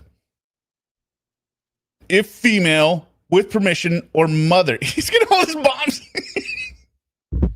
Well, Mama Gwen is a saint. And then he changes it from always to sometimes. I'm assuming he's doing this sometimes for the addition of permission. Right? Okay, touching genitals. Okay, hot one. Unless I'm with the female. What the hell does that mean, Lorne? That he would never touch the genitals of somebody he's not with. But what does with mean? Well, I mean, you could be with someone, like walking with them. No, he means dating. Lorne has a very clear grasp on reality and when he's in relationships. Yeah. So you mean like when he goes to Walmart and starts hitting on the little 16-year-old cashiers? And she doesn't run away? Relationship. Yeah, that's a relationship. So you could touch your genitals. Because he never specifies adult. And he starts with never. It's never okay to touch genitals. Well, he never has since 2007. He never has, period. But he definitely never has since 2007. And then he changes it just sometimes. Well, except jail, but... 9, giving a high five. With agreement? And he says always. Well, then it's not with agreement. It'd be always. Who's... Hey, can I give you a high five? So is it... I'm sorry, I had just pulled up my phone. Did he say sometimes or always? Always. For high five, okay. But then he adds in with agreement. So it's not always. Okay. Bumping into somebody. Hate it when that happens. And he put never, but sometimes. Sometimes. Okay. Okay. Go ahead. You could start. You could do. Here, I'll let you. Why would it be a violation of boundaries for you to watch someone undress if they were not aware of it? Because you don't have their consent. Yeah, I mean, that's actually a correct answer. Yeah. He gets one right, but broken clock is right twice a day. Why is exposing yourself to someone a violation of a non-physical boundary? Because not everyone wants to see what you have. You'd be violating their psychological boundaries. I like how he says not everyone. But most people do. I mean, if you Most want to see people- Lorne nudes, I Most got people Lorne want to see nudes on Lorne's my- cock. Oh, Most- speaking of Lorne nudes, I have, I have like cloud backups I have one to OneDrive, but that I know about. But I recently also have been uploading stuff to iCloud. Okay, so you got two cloud backups, so it'll and survive the apocalypse as long as the server farm stays I alive. really thought the Lorne nudes were only going into OneDrive, not into my iCloud drive. Then today I'm going through my iCloud drive and there's just Lorne dicks galore in there. And I have no idea how they were not deleted. So Yeah, deleting stuff from iCloud is different, I believe. Because you have to like delete and then but like choose the, I'm permanently deleting this versus like I just don't want it on my phone. Right? I know. Darlene Carpenter, you must ask me permission before you bump into me. Yes, of course. accidentally bump into me. Okay. Let's see here. Go ahead. What are some examples of verbal boundaries that you should watch out for? Nice ass. What? Those are some big jugs. What I could do with those lips. Which lips, Lauren? The ones on their face or the ones between your legs? Yes. The clitoris between your legs. The lips. The clips. I mean, hey, Darlene. Oh, anyone we got who- a date. We got a date. 12. Anyone 18, who wants to 13. see the dick pics, I don't know. Derek, do you have your email on your channel? Like a contact I don't, email? but I should put it on there. Put it on there because people keep asking me, hey, low key, I want to see those dicks. I'm like, go ask X Derek. I actually don't have all the dump pics that you have for the chat. No, they want the unedited ones of the things. I could fine. I'll just send you the folder. I don't give a shit. But I'm not distributing dick pics. All right. I really do want that folder with all the. Yeah. I don't have that. Yeah. I'll send you. I'll give you. I'll load it up to OneDrive or whatever, and you can download it. Okay. But I'm not. I'm just stating clearly right now. Nobody email me for dick pics. I'm not sending dick pics. I'm not becoming the distribution source. X Derek will not stop sending me dick pics. Hey, they are censored. Let's make that clear. Censored. Yeah, show us. X Derek can show you. I don't understand what this question is asking that he is answering. Verbal boundaries. Like So this seems. You should never say that. I don't. So these are things you shouldn't say to I don't somebody even of the say opposite this sex. to my wife. Like, You wouldn't say this to anyone because those are some big jugs. Who are you on a construction site and you're just yelling at some woman walking by with no intention of them ever looking at you? But I think these are pickup lines for him. Like nice ass. nice ass. Nice Those- ass. Those are some big jugs. What I can do with those lips, that dress You looks wouldn't know amazing. what to do with the pair of lips, Lauren, of any type. That dress looks amazing. I'd like to see it on my floor in the morning. Like all the corny pickup lines, right? Like You got a mirror in your pants because I could see myself in them. are you looking at Brian Coburn's?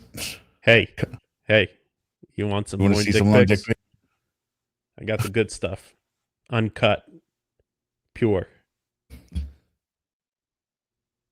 Those are some big jugs. Who says that? Nobody says that. Where do you need to do more work I on like your... I like how he has the exclamation point after each of them. Yeah. Because it's yelling. I'm yelling it. This is a great one. Where do you need to do more work on your boundaries? At the present time, no place. Hold on.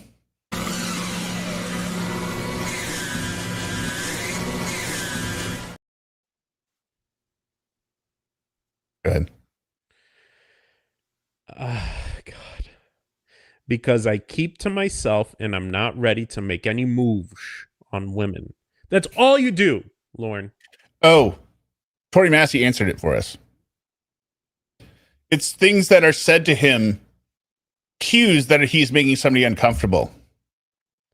So Supposed to be interpreted by Lorne, should recognize his boundaries from others, i.e. or e.g. no, or you're close to me. So he got this you're too totally close wrong. to me, or you're making me uncomfortable. Yeah, that makes a lot more sense. Like, right.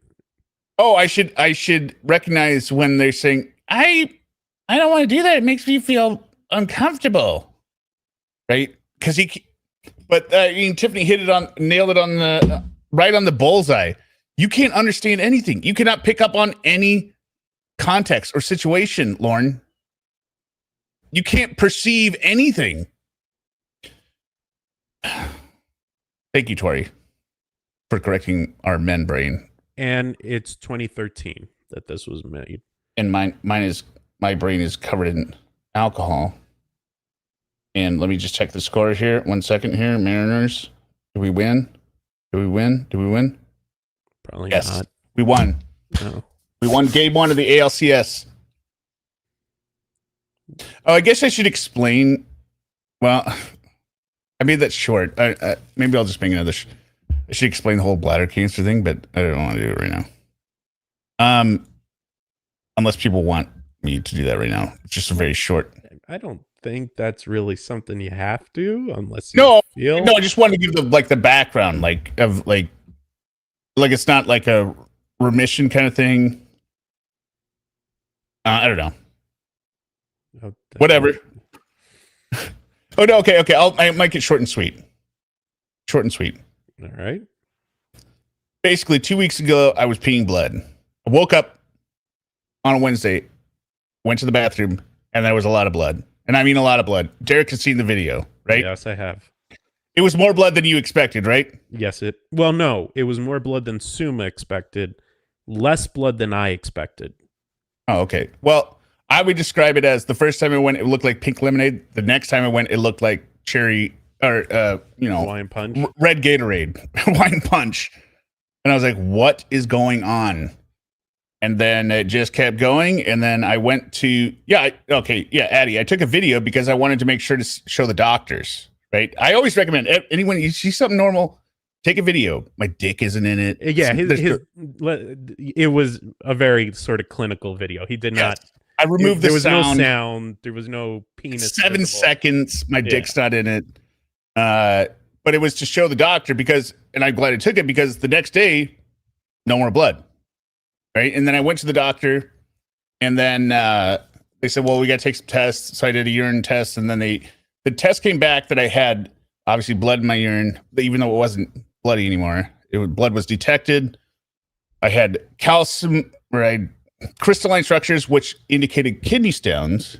But I also had white blood cells, red blood cells, and I had an immense amount of blood that suddenly went away.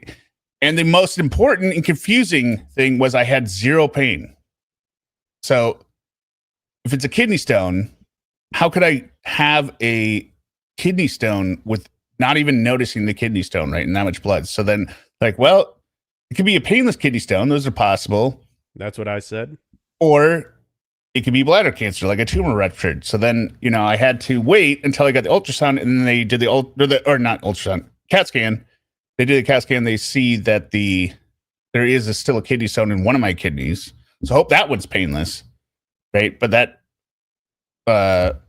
made kidney stones the source. So see the urologist this week, Thursday. But that was the good news. So oh, thank God I have kidney stones, not bladder cancer, because of my history with cancer. So anyway, that is the explanation for that. Okay. There we go. There we go. Okay, so offender personnel. Go ahead. You can read it. Should I read the beginning? Yeah. Purpose. This test is to determine whether you're similar to other people who commit crimes. People who commit crimes behave in certain ways. These behaviors show how these people have learned to think. Although you may not like to think of yourself as having an offender personality, it is important for you to find out if you do. The problem that your thinking and behaviors lead to clear... The problems that your thinking and behaviors lead to... Oops. Yeah, that's not good. Whatever Everything's that gone to was. shit. Hold on. I hit some button that removed the thing there. There we go. The problems that your thinking and behaviors lead to clearly point to a serious problem. Whoever wrote this did a terrible job. Instructions. Read the following descriptions and check the left column yes if this has happened to you, or if you have done this, and the right column no if this has not happened to you, or you have not done this. Read the scoring instructions at the end of this test to find your results. All right, so part 1, before the age of 13. These are all yes or no questions. He answered no. I did not skip school. Before the age of 15. Oh, that's 15? Oh, I thought that was at 13. No, skip school. I often skip school because I didn't want to be there or because I wanted to do other things. He didn't do that. No, he did not run away. I did not run away from home, from where I lived at least 2 times overnight. No to fights. I started physical fights with others more than once. No to weapons. I used a gun, knife, club, chain, or other weapon in more than one fight. No to sex. I forced someone... Hold on, wait. Yeah. Sorry, I was trying to fix my chair. Skip school? He says no. He says he skipped school. He said he went and, worked. He skipped school. I thought he was just said he went to school, but he was passing around notes. No, he said he went to go work or something. So, I mean, I don't know. Okay. I thought that was it. So I would consider this a yes. I would consider it a yes based on his work history as well. So, but he never ran away that we know of. No, not run away. I'm saying yes on number 1. I'm just going through them. Yeah. And he didn't get into any fights that we know of. No, he did. Remember? Well, not physical fight. Remember his best friend Jonathan was jealous that the 2 girls gave him a kiss on the playground, and then so they had to give Jonathan a kiss because they saw because he's fight. Well, yeah, I guess. Weapons. The only weapon he has is Mr. Penis. Yep. Sex. Okay, go ahead.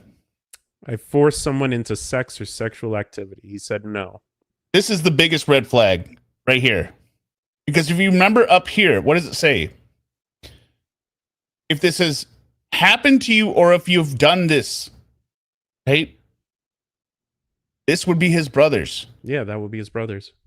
He's always saying, I was forced to do this for 3 years, according to his stupid sexual history, right? He says, no, it's never happened to him. And he's never done it to anyone. So, yeah. And then definitely after the age of 15, these change quite a bit. Right. There's a different set of questions for after 15, which he also cruelty failed. to animals, we know that's true. Yeah. But he said killed no. Smokey. Killed Smokey. But not under 15. Smokey was when he killed Smokey above age 18. Right. Because he was he was in Maine. What age was Smokey then? 2 years. No. What age was Lorne? I don't know. I think he was an adult. Cruelty to people was a no. I physically hurt other people sometimes. Property damage was a no. I destroyed or damaged other people's property on purpose. Fires is a no. I said fires on Bunky purpose. stole his toy because he didn't damage it. The cocksucking Bunky! Give him my toy. Yeah, exactly. Pushy destroyer, his brother forced him. So that should be a yes, because this is, have you done it or has it happened to you? Lying. I often lie to you. Are a prolific Chronic liar. liar. Theft. I took things that didn't belong to me, forged checks, or broke into places to steal more than once. I mean, as a child, we don't have any proof. Yeah, I that mean, he this did. is as a child. When I first read it, I was thinking his life, and I was like, oh my God, these are so obvious. Yeah. And robbery, I force people to give me things that belong to them. I mean, if you're doing it, any of these things under 15, it's pretty hardcore, right? Yeah. Yeah. I'm lighting fires. I'm damaging property. I'm doing armed robbery. So he gives himself a 0. Okay. Because he's not somebody that thinks similarly to people who commit crimes. But let's go ahead and look at the next part. Since age 15. Ah. All right. Yes or no? Work problems. I haven't worked when work was available, have skipped work or classes because I wanted to, or have quit several jobs or schools without any plans for the future. That should be a gigantic yes. That should be yes. We know this is yes based on just your own chat log, Lorne. You said you skipped work because you were sad for Kayla. You said you skipped work or you quit a job because the guy told you you couldn't talk to who you wanted to. So you basically go fuck himself. You moved to Nashville without a job, right? You ran away from your business. So this is a yes. This is 100% yes. It is so ridiculous he put no here. All right. Illegal activities. I have committed crimes or done illegal things that I could have been arrested for. He puts no. You were arrested, Lorne. Lorne, you spent 5 years in prison. Plus the theft, right? Plus the OWI before the sting. So even if he's trying to do like, well, you know, prior to the sting, even if you just go up prior to the sting, you were arrested and went to jail for OWI. That is an illegal activity. Okay. Hold on. Who among us, including the chat, has not robbed $30,000 out of 2 pensioners, somewhat leading to the death of one of them from a heart attack? Kim Calta says, OMG, so many comments I want to make tonight, but I can't because I can barely text. I cut a deep gash on my finger with a huge butcher knife today. And it's taken me about 10 minutes to type the stupid post. Kim, I hate that. I hate when I injure my finger. I feel your pain. Like when it's like either a hangnail that ripped or something, or like a stupid cut. Yeah, that's so annoying. But I go through the pain. Just want the hurting to stop. Yeah, thank you, La Rosa de Kayla. Yeah, I mean, if the first one passed without pain, I didn't think I was lucky enough to have that, but hopefully the second one does. Using violence. I have had many physical fights or have beaten up my spouse, lover, or children. I mean, he says he fought with Roy, so I'll give him a no on this one. Like it says he fought in prison. Well, it says many physical fights. Many's a subjective term. I'll give him a no. I'll give him a pass on this one. Because he's a coward as well, right? We know he's a coward. This next one should be, if there's a column beyond yes, there should be one for this next one. Avoid money responsibilities. I have failed to pay bills or child support, or I have failed to take care of my family. I like how he underlines, I've only failed to pay bills. Go ahead. Moving around. I have moved without having a job, drifted from place to place, or have lived without a home for more than a month at a time. It's a good thing they didn't list like fled the state to avoid prosecution for a criminal. No, they do in the next one. Well, I know, but I'm saying in terms of moving around. Conning. I have lied, used false names, or conned people to get what I want. And he says no.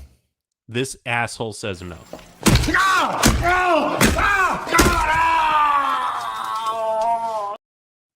This is a literal 100% yes, because he literally left Maine to avoid a con that went sideways where he didn't have the money more, which led him to the sting.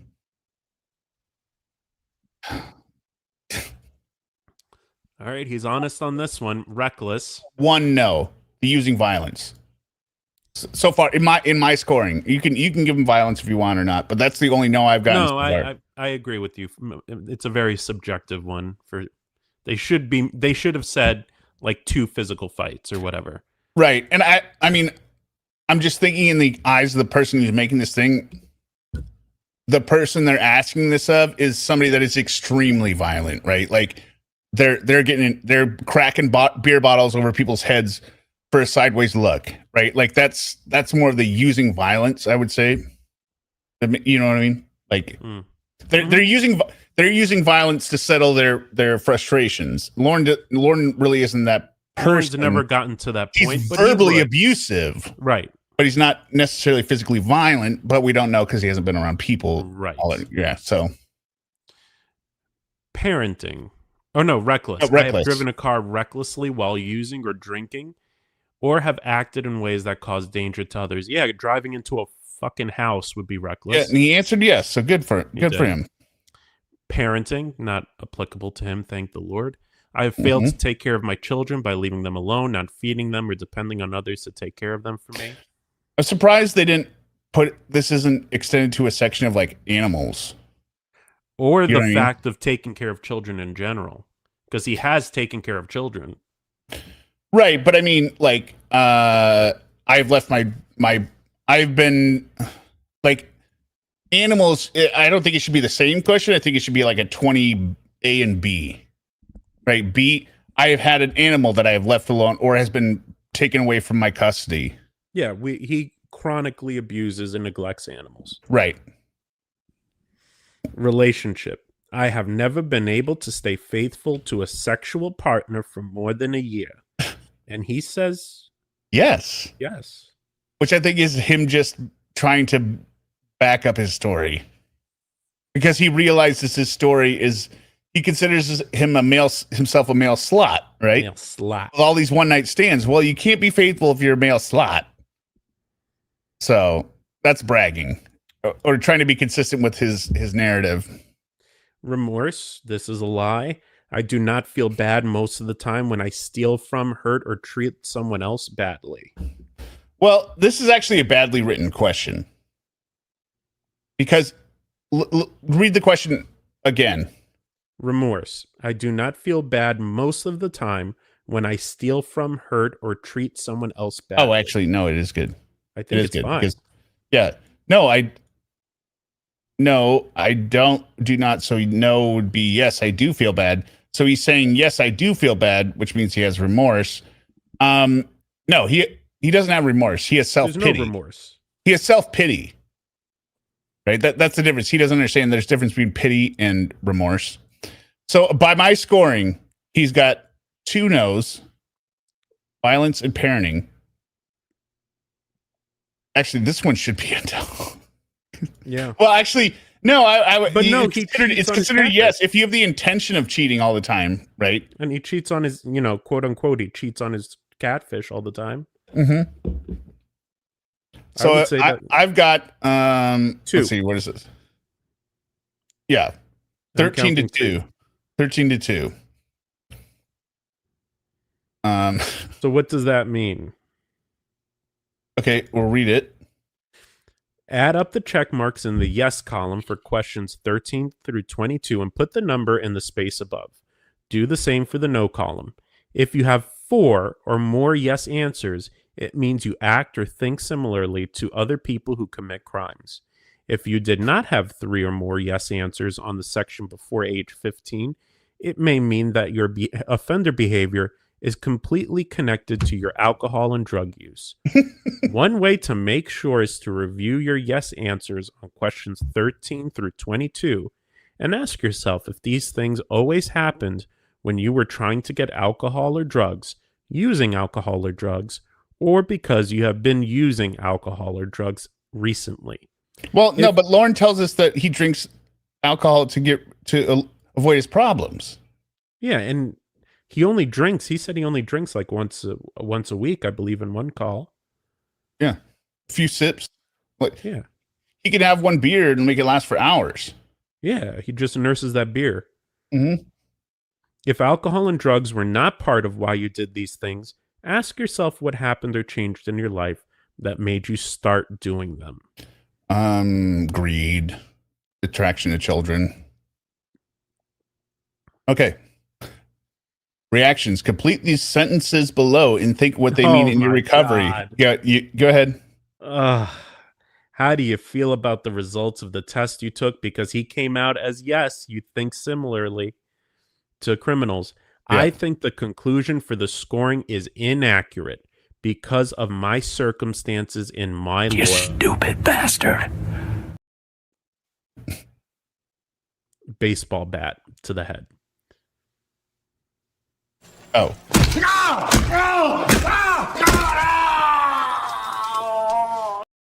Or I don't hammer have to a the baseball head. bat. I only have a hammer. Yeah, that's good enough. Mm, Number 2. what do you think of the test you just took? Well, the results. What do you think about the results of the test you just took? I think too many items are in one question. Yeah. What Lorne wants, right? Is he wants a question like 17 moving around. He wants this to be 1, 2, 3 questions, right? So that there's a better ratio for him. Yeah. He doesn't like that. Well, look, avoiding money. I failed to pay bills, but not child support or take care of my family. I don't like those are lumped together. Yeah, I got that 2/3 as I'm not correct. a piece of shit that doesn't pay his child support. I would support my children if I had them. What do you do about the results of the test you No, just what do you took? want to do? What do you want to do about the results of the test you just took? Fix the problems that I know are true and tell the people that wrote this book, God damn it, to not put trap questions, options in any future books.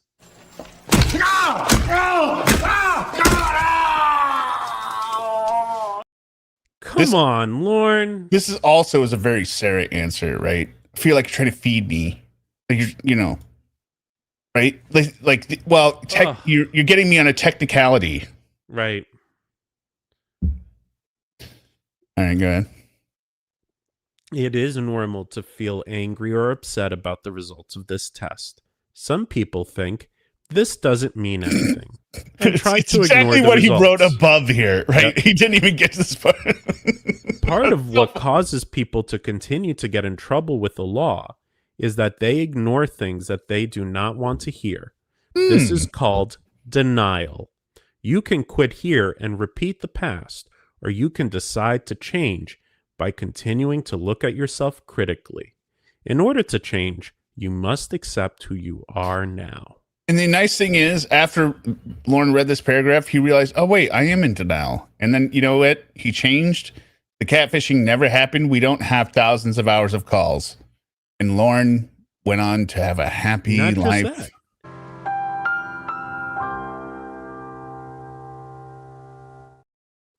Good. Not just that, he went back to prison.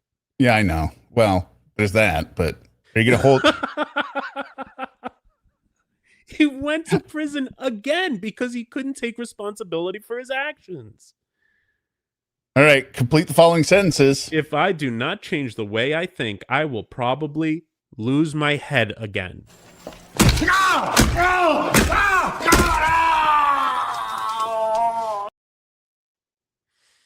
Such a Lorne answer.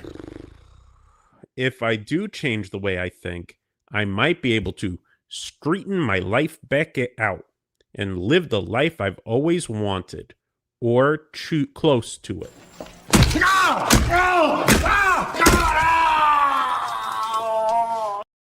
Gotta straighten out. I just thought of a bumper song. I got to put fastball in there. I was out of my head. I was out of my mind. How could I have ever been so blind? Don't know it.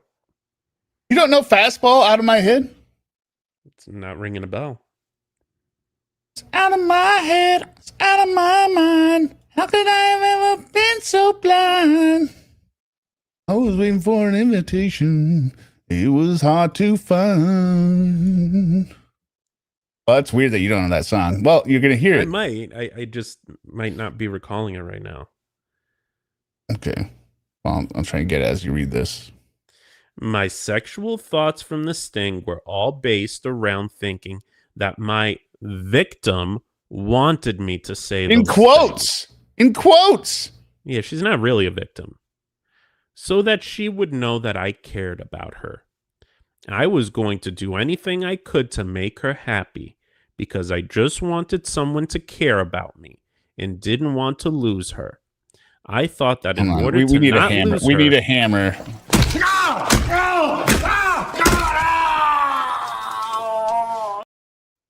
This is so much bullshit. Go ahead. Sorry. in order not to lose her, that I would have to keep talking sexually to her. Oh my God.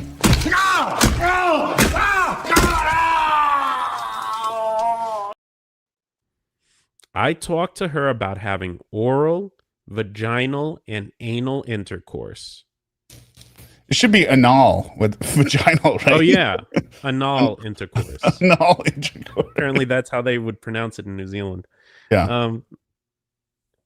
Since being out of incarceration, I have only had one internet relationship and would masturbate to thoughts of being with the girl Ramona, 25, of Maryland.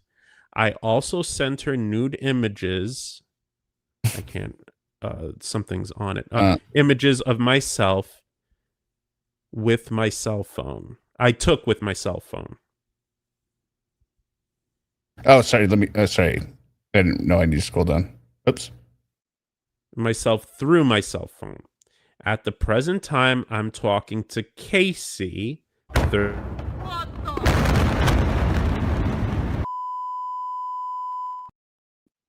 Sorry. Mind you, that's Casey. Yeah, 1 this and is- 2. Well, not he's going to Casey say, 3. yeah, this is Casey 1 and 2. Go ahead. Casey, 30 years old from California, that I have met face to face. She's the actress from The Sting. You stupid bastard. So we know this. We know this is written in at least 2018, because Casey being Right. 30 would be 11 years old, or 11 years later. Maybe if he thought she was 18, it'd be 2017. But I mean, oh my God, you're talking about talking to the decoy from the sting you were arrested in your RSO class paperwork, Lorne. What? This man cannot stop self-snitching. Here's the song. Do you hear it? I don't hear it. Okay.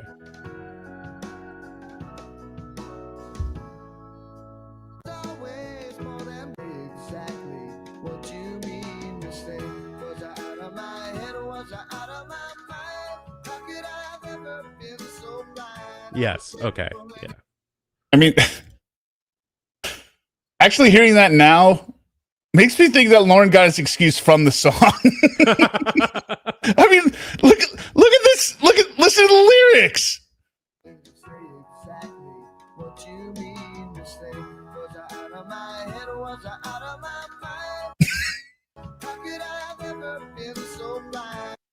That's all he says. How could it be so blind? Oh my God, that's where Lauren's alibi came from. Fastball. Oh, here's another good one. What makes a relationship? Well, no, wait, what? Sexual relationships is the title. Right? Sexual education, sexual relationships. What makes a relationship a sexual relationship? When two people consummate. All right, everyone, put that in your head. When two people consummate, that's a sexual relationship, okay? That's what his first answer. Next. Name some sexual behaviors, situations that cannot be considered a sexual relationship. A kiss on the cheek, a hug, a one-night stand.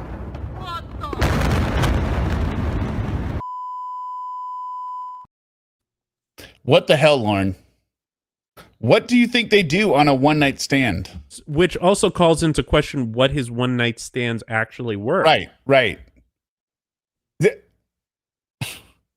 This man is so stupid. when two people consummate is a sexual relationship, but a one-night stand cannot be considered a sexual relationship. Wait. A pat on the leg, a massage.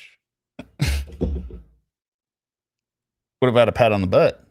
What about a pat on the knee? He thinks there's a G spot. Pat on the back. Pat on the back's gay. I can't imagine being the counselor and reading this and be like, what? How does this man put when two people consummate? He knows the word consummate, but then the next one he says you can't consider a one-night stand a sexual relationship? I think he's just heard the word consummate and decided to use it without really knowing what it means. Yeah. Well, this would go along with the psychological evaluation that it is not clear whether these women believe they are in a relationship with Lorne. Based on his definition. Right? Okay. Are male-male and female-female sexual relations appropriate? For myself, no, but shit happens in the world.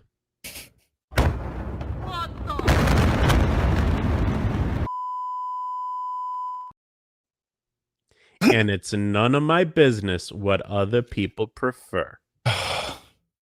This sounds like a political answer. Really? But shit happens? No. But what other people is none of my business on what other people the second part does, yeah, but shit happens. So what? You were just hanging out with your bro, you know, having a few Bud Lights. This sounds like maybe you decide to do a back massage, you know. This sounds like a Katie Porter answer for California. You know who I'm talking about? No. You didn't see that blow up? Oh, we have to watch that at the end. Katie Porter is the front runner for the California governor's race, and she just did a total meltdown interview, like just insane interview for news, and it's making the rounds. It's just I'll get it ready. I'll get it queued up. We can watch it at the end here. It's so good. Good. What is the role of a male in a sexual relationship? What is the role of the female? The role of the male is to pamper and please. The role of the female is to feel special and make the male aware that he's made her happy. I mean, it lines up with what he I think this is an honest answer for him, right? I mean, but what does pamper mean to Lorne? Abuse? No, take care of, you know, you're not going to have to worry about anything. Okay. But I see the line I hate at the end is like, and make the male aware that he's made her happy. It's he manages to sound needy in his RSO paperwork. Like, what are you doing, Lorne? Oh, it's her responsibility to make sure that I know that she likes me. You want to see my penis again? Describe a healthy sexual relationship when both are happy with the outcome of the experience. Well, I certainly hope so. I would have included consent. Yeah, I mean, yeah, well, I mean, if you're going to nickel and dime Lorne on everything, stuff such as consent, I feel that's not being very fair. Really? Well, I mean, if you're going to ask a bunch of follow-up questions. Not fair. Okay, last page. These are his life goals. Oh, I'm going to have to move. All right. To help structure my life, I have set the following goals for myself. Danielle Carpenter. Yeah, I love Westmost. Or Westmost. That's how I found Lorne. That's how I got into Lorne, watching his intro. And then hearing the Mother's Day call. Angelo! Call away, Joe! Ruin Mother's Day.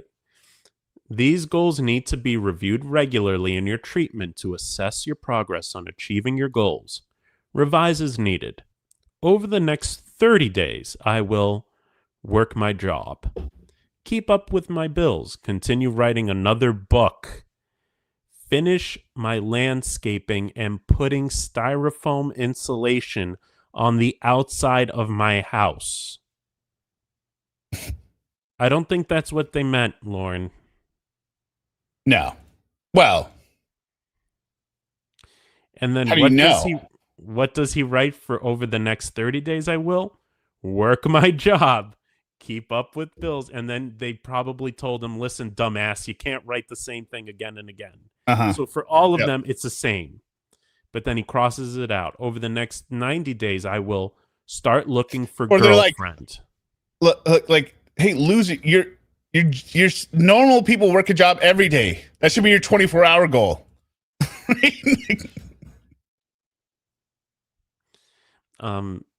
Start looking for girlfriend. Add back porch on house. Start garage. Start kill pet shack. Dog door. And fence in backyard for...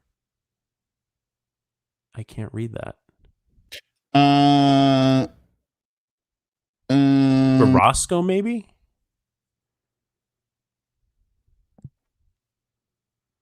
Yeah, it's Roscoe. And advertise my book more.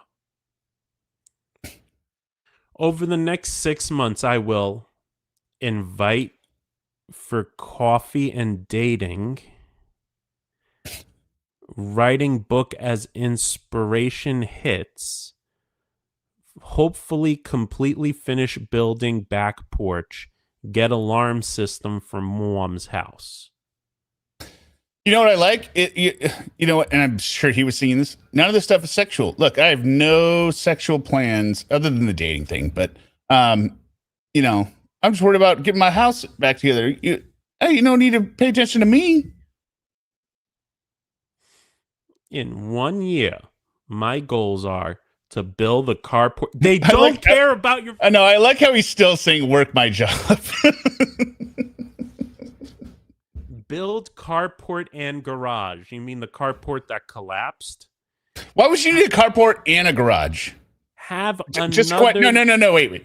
A carport and a garage? Why do you need both?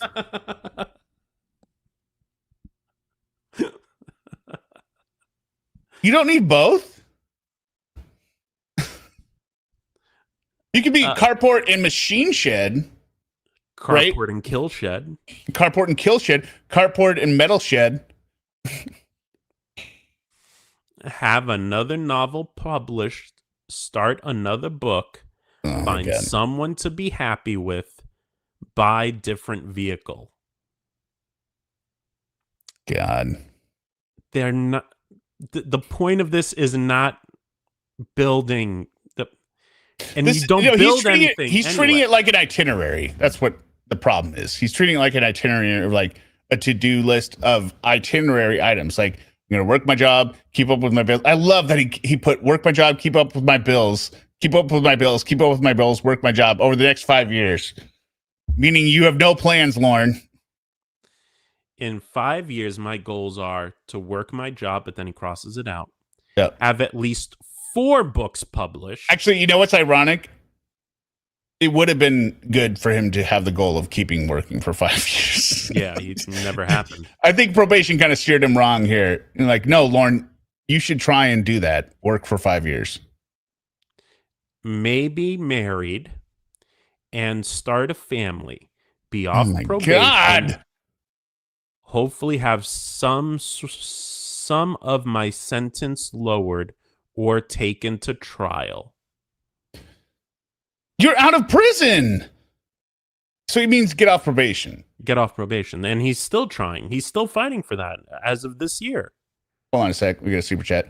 Kelly brings sexy back as being very negative. Well, then do you not want sexy back? Oh, ex Derek is being very negative. That's what you mean.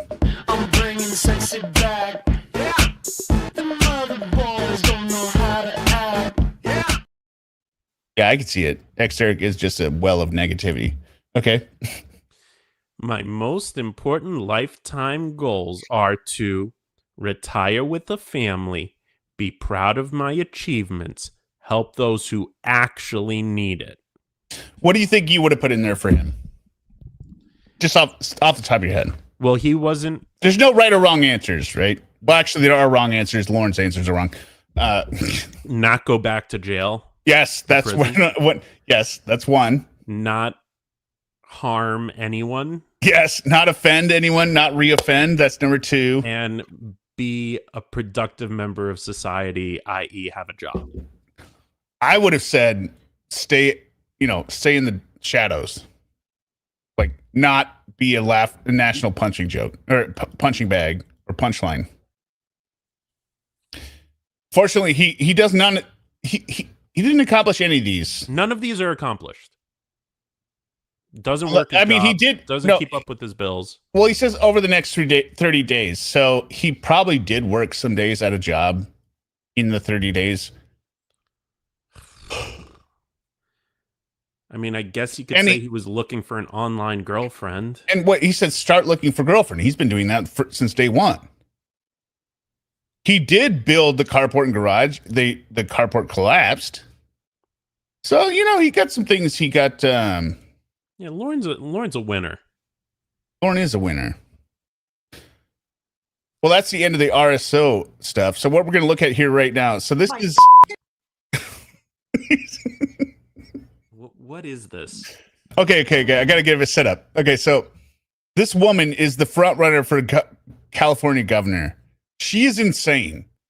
And she... I don't know how she's the front runner. I don't follow California politics, right? But so basically CBS, this interview, they've interviewed all the candidates. This is because the election is in 2026, right? But this is the primary season, right? And so they're interviewing all of the candidates. And so it's her turn to sit down. And this is what happens. They're just asking the candidates the same questions. Make sense? Okay. Yeah, because they're going to do a story on it. Like, oh, here's the difference between the candidates, right? Also ask the other candidates, do you think you need any of those 40% of California voters to win? And you're saying, no, you don't. No, I'm saying I'm going to try to win every vote. Wait a minute. No, this is a bad clip. That's not the full clip. All right. I'll find another clip of that here in a second. But since this came out, she has a reputation for being horribly abusive to those around her. Like Sarah Boone abusive, right? Her ex-husband has filed charges against her for physically harming him. Her staff has been like this. She is so abusive. And then so we got this hot take of her. This is while she was talking to Rachel Maddow in 2020. A newly resurfaced video has emerged of California Democratic gubernatorial candidate Katie Porter losing it. This time by ruthlessly yelling at a staffer who was seen walking into her shot on a video call. To air pollution and other problems, and the state could lose. Get out of my shot. I wanted to tell you that that's actually... You also were in my shot before that. You kidding me? Right? That's crazy. She seems nice. No. Okay, I want to find this interview. Where's the original interview?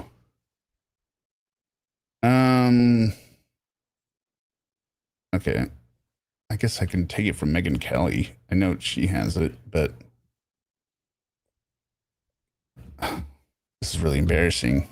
That you ask me about, that I bring up something on the spot, you don't know what it is, and then I have to find the video to show you on the spot. It's very unprofessional, Exteric. Get the out of my shot. You don't get the irony there? Okay, well, whatever. No, I don't, because my camera's not on. Derek's improv is woefully lacking. He can't. How am I in your shot? My camera's not on. No, did you just hear the clip? Yeah, but Wait. that person was in the shot. Yeah, okay, whatever. You know what? I'm done with this. I'm done with the interview. No. This is all in the video that I can't show. Wait, where is it? Come on. Copy, paste, download so I can put it.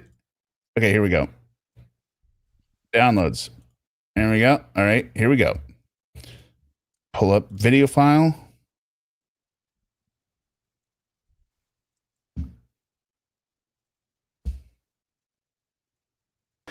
Love. Okay. Well, I guess it's going to have her in it, but it was a very short interview. So you can ignore Megyn Kelly at the side. What do you say to the 40% of California voters who you'll need in order to win, who voted for Trump? How would I need them in order to? Look at that lighting. Yeah, that's poor choice of lighting. She looks Look at that demonic forehead. in that. Yeah. All right. Okay. So Win, man. Well, unless you think you're going to get 60% like laughing at the camera, like, can you believe this question? Look at this idiot. of the vote. You think you'll get 60%? Everybody who did not vote for Trump will vote for you. That's what you're In saying. a general election, yes. If it is me versus a Republican, I think that I will win the people who did not vote for Trump. What if it's you versus another Democrat? I don't intend that to be the case. So how do you not intend that to be the case? Are you going to ask them not to run? No, I'm saying I'm going to build the support. I have the support already in terms of name recognition. And so I'm going to do the very best I can to make sure that we get through this. I don't know her name. I don't know who this person is. Well, we don't live in California. That's why we can just laugh. Right? Primary in a really strong Couldn't give position. a crap less about this woman.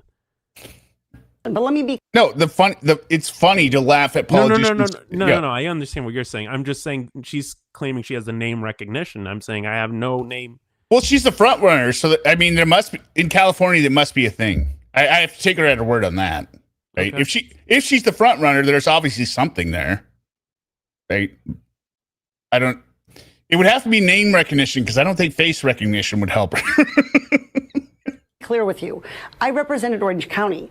I represented a purple area. I have stood on my own 2 feet and won Republican votes before. That's not something every candidate in this race can say. If you're from a deep blue area, if you're from LA or you're from Oakland, you don't have an experience. But you just said you don't need those Trump voters. Well, you asked me if I needed them to win.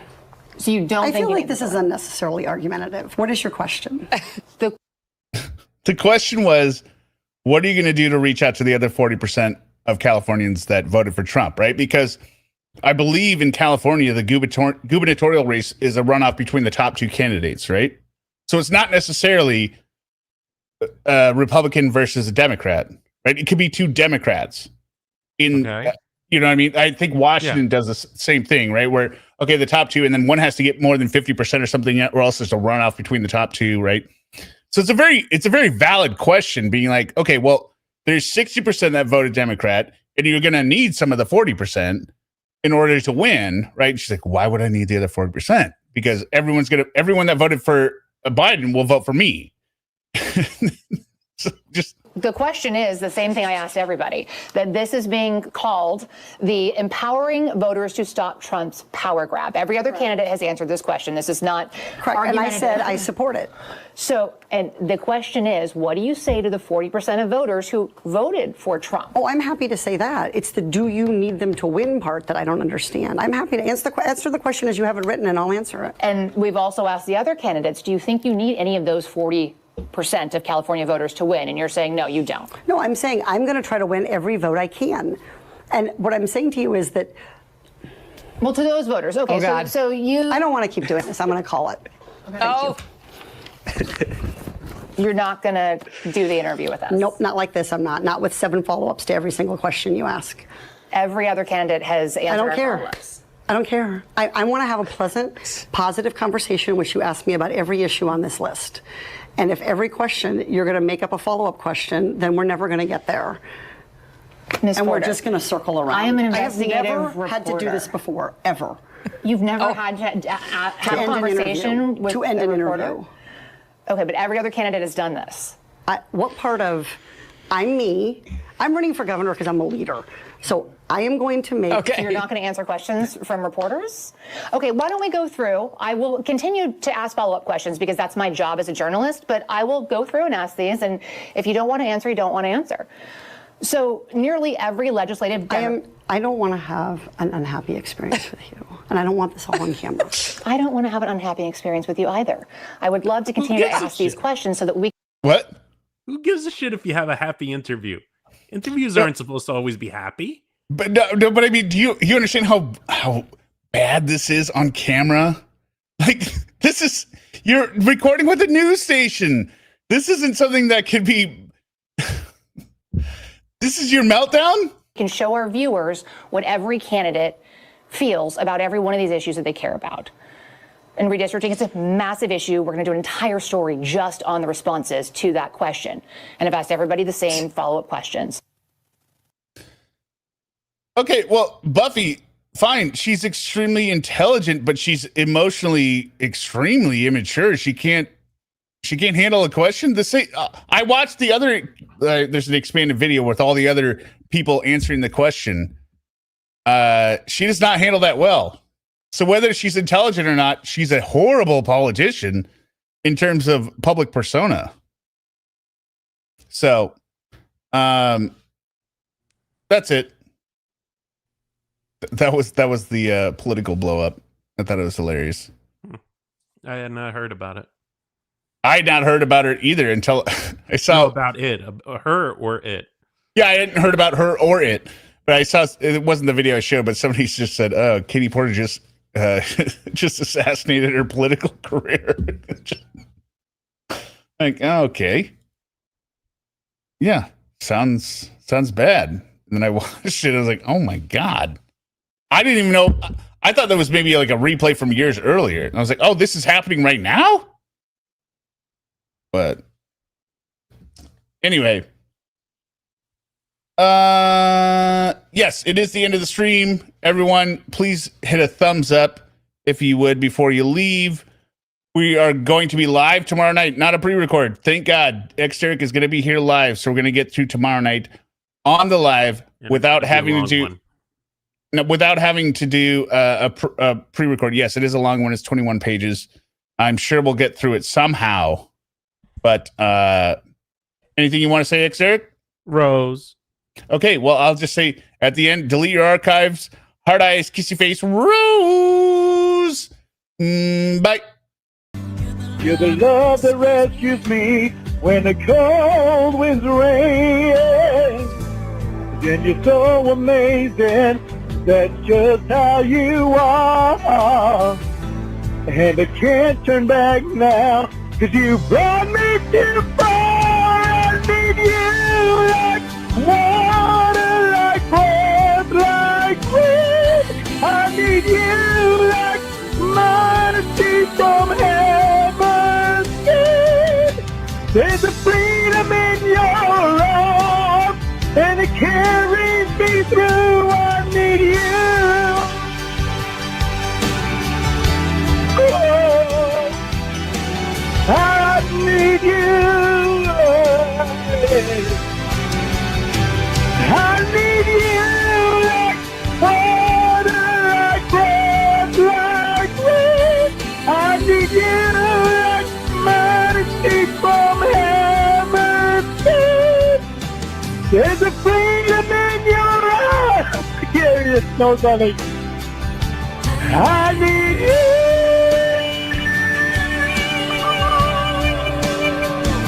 I need you, yeah. I need you.